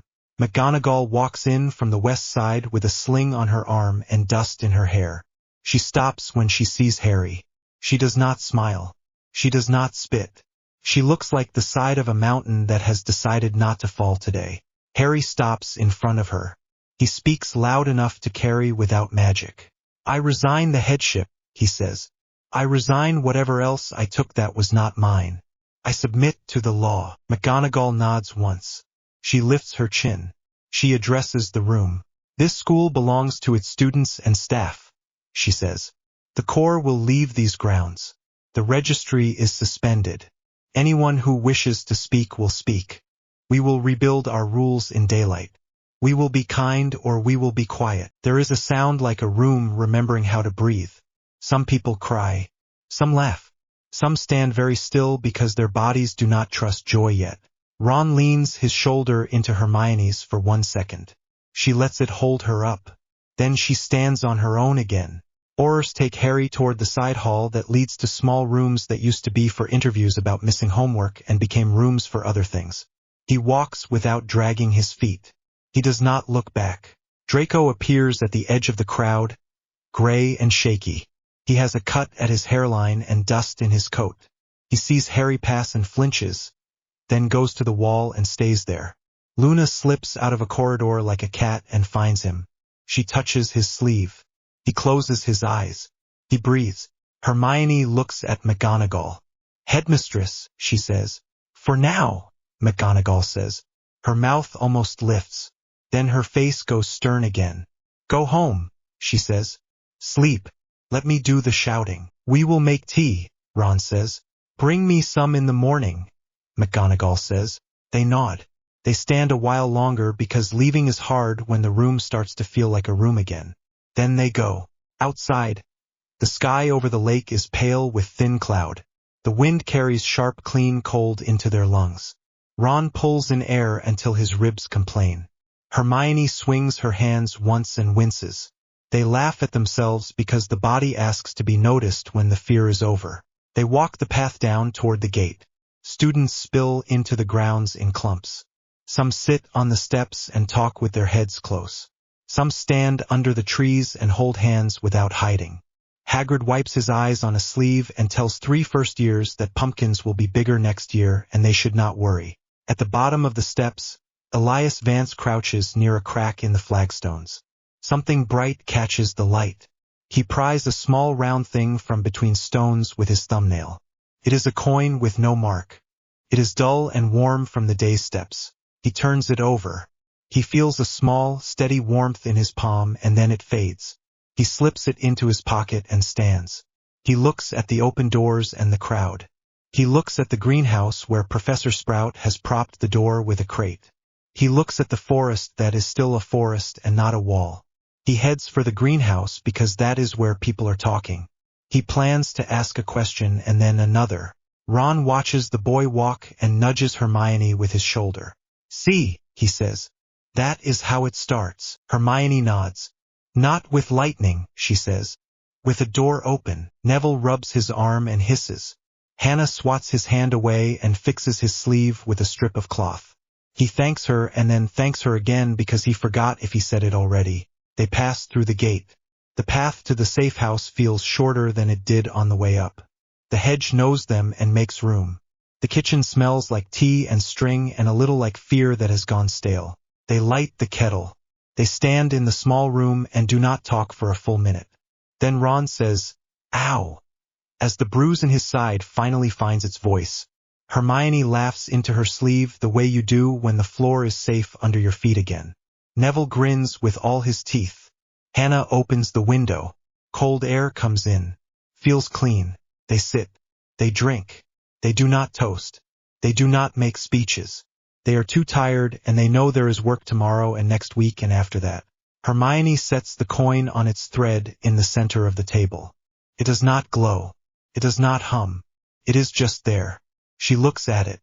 We do not lose this, she says. We will not, Ron says. Luna sets bread on a plate and cheese beside it because bodies need food after fear. Draco sits at the edge of a chair and watches steam curl from a cup as if steam is a miracle. He looks at his hands and flexes them. He looks less likely to break. Hermione leans back. She closes her eyes. She opens them. She writes a single line on the last page of the chart in her neat hand. We did not fix everything. We made room. She puts the pencil down. She takes Ron's hand under the table and holds it. He squeezes once and lets his own breath out with a small shake at the end. Neville tips his head back against the wall and naps for 30 seconds without meaning to. Hannah pulls a blanket off the back of the chair and drops it over his knees with a small smile. Luna hums something under her breath that sounds like a kettle when it settles on a simmer. Outside, the school talks to itself in low voices. No hum. No watch in the walls. Just people. In the office that is no longer a throne room, a portrait that should have spoken sooner stays quiet for the rest of the night. In a cell with a window, a commander of a broken corps stares at his hands and thinks about the way stone feels when it locks around your boots and will not let go. In a small room with a chair and a glass of water, a boy who grew into a man under a weight he did not choose sits with his head in his hands and finally lets himself cry where no one can see. The kettle sings. They pour. They drink. When the cups are empty, they fill them again. When the steam dies, they sleep. Not long. Enough. Morning will ask for plans and meetings and votes and new rules written in simple words that do not hide knives. Tomorrow will want proof that people can talk without nets in the walls. They will give it proof 1 quiet hour at a time. Tonight they share a room, for friends and 2 more who chose to stand, a school that is not silent, and a coin on a string that sits in the light and does nothing more than exist. That is enough.